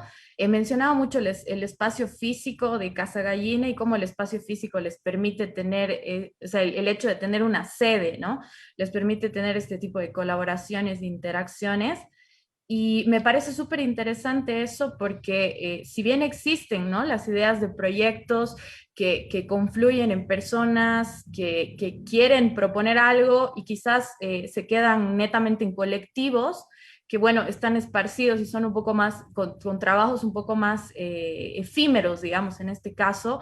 Quería saber cómo pasan, o bueno, en el caso de Casa Gallina, cómo ha pasado la idea del proyecto y las personas con la predisposición para realizar este tipo de propuestas a un espacio físico. En este caso, la sede de Casa Gallina. Es decir, el espacio se obtiene a través de una concesión, es una donación, cómo colaboran el tema digamos, de gestión y de administración de la casa como tal, ¿no? Claro, sí, en nuestro caso, desde que se concibió el proyecto, se concibió que era necesario tener una sede, un punto de encuentro. Y afortunadamente pertenece a la Asociación Civil el espacio en donde estamos y es algo que ha dado continuidad a lo que hacemos. Pero no quisiera dar una idea errónea de pensar que es la única manera de hacerlo. Yo creo que aquí me gustaría sumar la idea de construir alianzas. Muchas veces no, digamos, la energía la puede tener un colectivo de vecinos y no tener un espacio, pero eso no significa que no puede tener continuidad. Y digo, y más ahora que la virtualidad permite una serie de encuentros en donde a lo mejor se puede convocar mensualmente para un encuentro en un espacio público. O sea, lo que quiero decir es que digamos que en nuestro caso existe un espacio físico, pero no es la única manera de hacerlo. Conocemos una multiplicidad de agentes que tienen vínculos con territorios específicos y justamente a través de alianzas, de voluntades diferentes, donde uno puede a lo mejor poner una casa o reunirse en el espacio público una vez al mes, insisto. O sea, lo que quiero decir es que esa continuidad no solamente pasa por el espacio físico, se pueden construir comunidades de maneras muy diversas. Entonces yo no quisiera dar la idea de que si no se tiene espacio físico no se puede construir esta comunidad o esta continuidad. Más bien yo creo que yo partiría de la idea de construir una especie de canasta y decir, bueno, ¿qué es lo que tenemos? ¿Qué es lo que sí tenemos? Que muchas veces es mucho más importante tener esa energía, ese interés, ese motor por construir algún proyecto por el bien común y entonces buscar a los aliados con los que podemos co-construir esas situaciones. Y en todos los espacios siempre hay un punto en el que se puede uno encontrar, desde una plaza, a lo mejor acercarse al centro cultural local, o hay alguien que tiene un patio en el que se pueden coincidir. O sea, como que también esta situación de pandemia y el uso de este tipo de tecnologías nos permite entender que si bien el encuentro físico es fundamental, hay maneras de subsanar eso. Para nosotros, imagínate el reto que fue teniendo un espacio físico en donde una de las cosas más importantes es el encuentro y el compartir esa corporalidad con el otro y conocernos, pues fue todo un reto transitar toda nuestra programación a cuestión digital. Y digo, no digo que sea la situación ideal, creo que para nadie lo es, pero sí hemos logrado entender que el intercambio y la construcción de comunidad puede hacerse de otras maneras. Entonces yo llamaría también a reinventarnos y a poder pensar, bueno, con estos recursos que tengo, ¿qué es lo que sí tengo y cómo subsano lo otro? Y muchas veces buscando aliados. Yo creo que una de las cosas que a mí me queda como más clara es que las redes son los que pueden construir proyectos exitosos, y exitosos me refiero que respondan a estas necesidades, que sean sostenibles. Entonces, más que entenderse a uno como un individuo, como un agente solo, creo que lo importante es construir estas maneras de aliarnos y de entender que solo en el común es que podemos construir proyectos por el bien común. Gracias, Josefa. Muchísimas gracias, Nicole. Y nos queda nada, una última, gracias de nuevo, porque estáis dando como un montón de pistas que nos están ayudando y de poder aterrizar, ¿no? Y de poder trabajar a partir de lo que hay, ¿no? Que yo creo que es una forma de trabajar los contenidos desde una sostenibilidad del proyecto como que posibilita, ¿no? Al poder hacer y el poder generar ese común. Y ahora me gustaría un poco, hablando justamente, Josefa, de lo que comentabas de las alianzas, la importancia de estas alianzas, de estas redes, que si en vuestros proyectos, en el trabajo que habéis estado realizando, si se ha configurado, se ha concretado alguna red concreta a partir de este trabajo comunitario, colaborativo. Sé que existe, ¿no?, la red de Cultura Viva y Ibercultura, ¿no? Hay algunas redes que están trabajando este tipo de proyectos, y un poco si nos podéis compartir. En el caso ahora nosotros en el Estado español, ¿no?, con toda la cuestión de la crisis, diferentes agentes nos hemos juntado en la primera red de espacios y agentes de cultura comunitaria, porque entendíamos que el trabajo que hacemos en el ámbito cultural no está muchas veces representados en el Ministerio de Cultura, ¿no?, que las industrias culturales se entienden pues desde al público, ¿no?, a las personas como público, ¿no?, como agentes que no son pasivos, pero que reciben de una forma donde no se comparte esa cogobernanza, ¿no?, en la programación y en el desarrollo de las actividades. Entonces, preguntarnos un poco si en América Latina hay algún tipo de redes que se estén tejiendo, y sobre todo un poco ante este momento de no poder encontrar esos cuerpos, ¿no?, que es un trabajo que se realiza mucho en el encuentro, ¿no?, y ahora mismo que no se puede uno encontrar. No sé si ha habido como más trabajo de alianzas entre territorios que no se comparten, pero que se comparte como un espíritu, ¿no?, y un enfoque de visión, ¿no?, de la cultura participativa y comunitaria. Y nada, ponernos algunos ejemplos si existen ya estas redes o se están configurando. Pues yo, más que tener un nombre de una red iberoamericana o latinoamericana, yo entendería un poco lo mismo que con la identidad. Creo que son redes que se generan a partir de coincidencias, a partir de proyectos. Muchas veces a lo mejor creemos que un proyecto o un agente, porque a veces quienes trabajan lo hacen desde un compromiso, que no hay recursos ni infraestructura. Ese agente solo que trabaja con su comunidad y que quiere reivindicar algún elemento de saber o de identidad, ya en sí mismo el coincidir en un proyecto con ese agente, para mí ya va construyendo una red.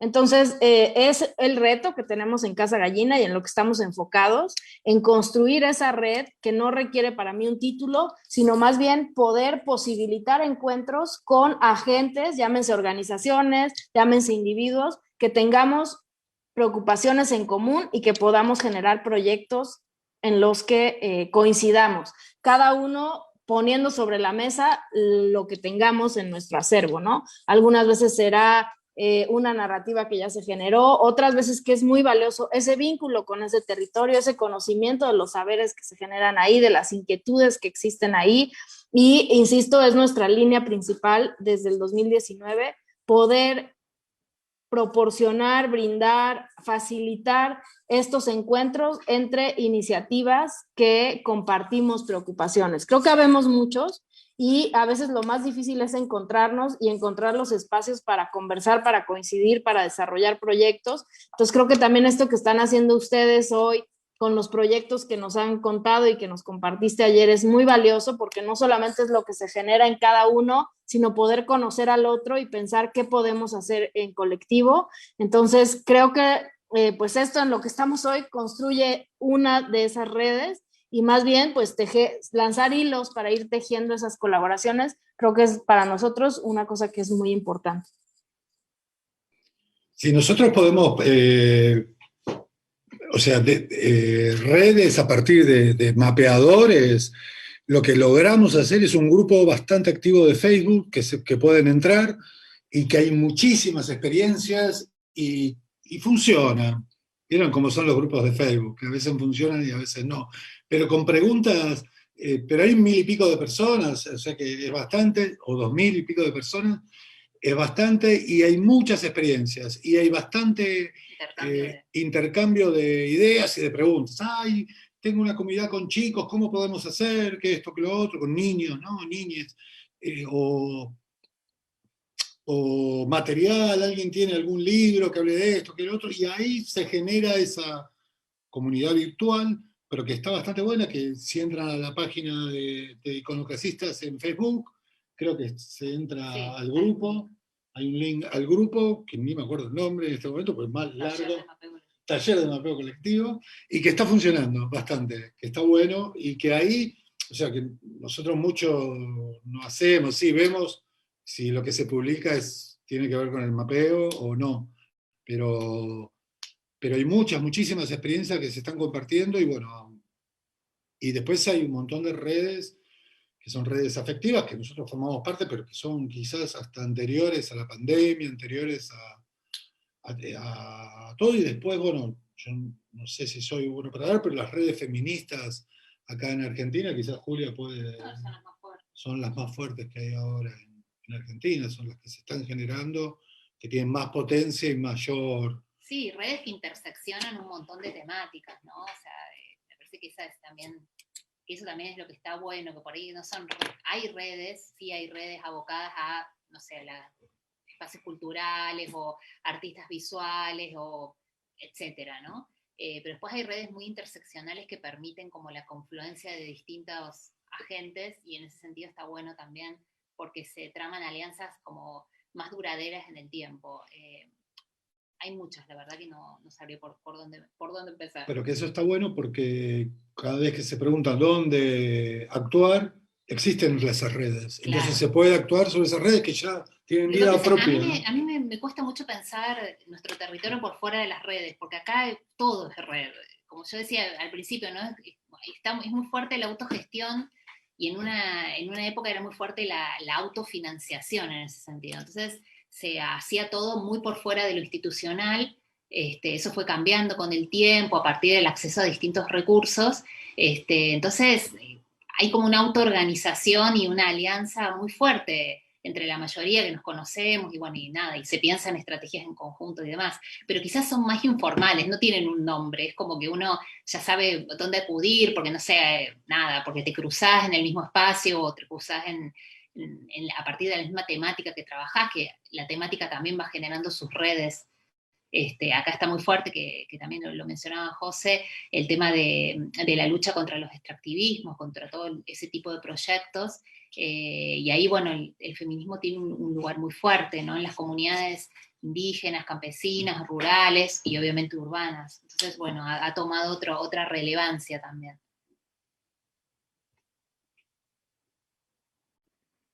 Pues gracias, sí, ¿no? Como creo que no sé si tenéis algo más que comentar, pero bueno, sería un buen cierre, ¿no? Estas alianzas, ¿no? Que son necesarias para poder hacer este trabajo colaborativo, comunitario, por ese común, ¿no? Que comentaba José, que esa relación y esa interdependencia, ¿no? Y posiblemente también la pandemia se ha generado esa sensación de cuerpo, ¿no? Y de vulnerabilidad, por lo tanto, necesidad del otro, ¿no? Para poder compartir, ¿no? Y no sentirse no estamos solos, ¿no? Sino que hay gente en otros puntos del planeta con problemáticas similares y con posibilidades, ¿no? Y compartiendo esas preguntas y no esas recetas, ¿no? Que decía José de, oye, pero vosotros cómo, ¿no? Pues podemos compartir inspiraciones, ¿no? Experiencias, aprendizajes, y posiblemente nunca será la misma cosa en el mismo sitio, ¿no? Y de ahí está un poco la riqueza y lo que abre, ¿no? El trabajo comunitario, ¿no? El trabajo colaborativo.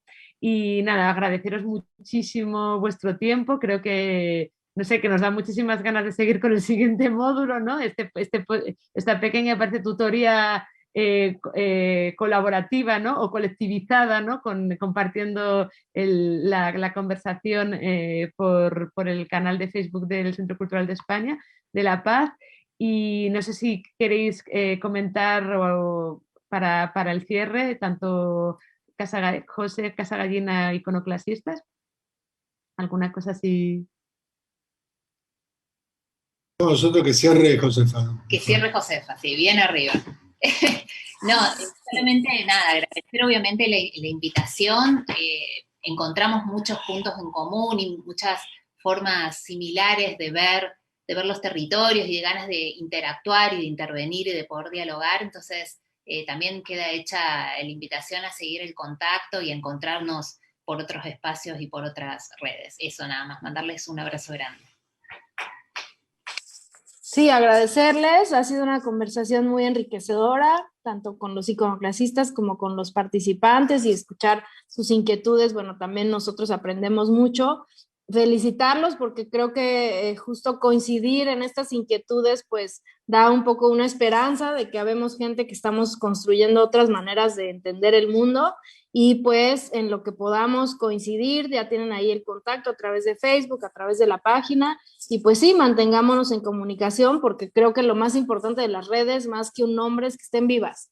Entonces, pues lo que las alimenta es justamente construir proyectos. Entonces, muchísimas gracias por coincidir, por la invitación, y pues un abrazo. Nos hubiera encantado, como hablamos el otro día, después de esto irnos a comer algo, a compartir más en vivo, pero bueno, eso ya será en otro momento.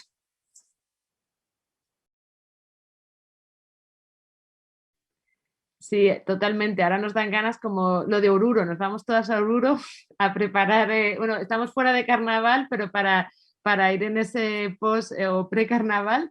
Y nada, simplemente pues comentaros que la próxima cita de este conversatorio, de esta colectivización, ¿no?, de saberes que están produciéndose en estos módulos, que el siguiente módulo lo comenzaremos en 2 semanas, que será un módulo en el que vamos a intentar entender o compartir estrategias de cómo convocar, ¿no? Haremos entendido como qué es lo que hay, ¿no?, pero cómo convocar los saberes y la participación de las comunidades para mejorar nuestros espacios de vida en común. Entonces intentaremos ver cómo esos diseños, ¿no?, de convocatorias y de qué manera para poder interpelar a la participación de cualquiera. Y el 29 de mayo tendremos este tercer conversatorio en el que contaremos con Lucía Nogales de Ocupa tu Calle, de un colectivo que está en Perú, en Lima, y Julieta Ojeda de Maravillosas Mujeres Creandos de Bolivia. Y nada, y estáis todas invitadas a sumaros. Y muchísimas gracias también a todas, Richard, Laura, Marisol, Nicole, Ximena, Tica, que estáis por allí, y a la... Mira, y Laura nos envió un corazoncito. Y nada, cuídense muchísimo y muchas gracias, Casa Gallina Iconoclasista. Seguir así, nos inspiráis, nos dais mucho calor, mucho amor para seguir adelante, que nos vienen tiempos complejos y está bien saberse juntas. Un abrazo muy grande y nos vemos pronto.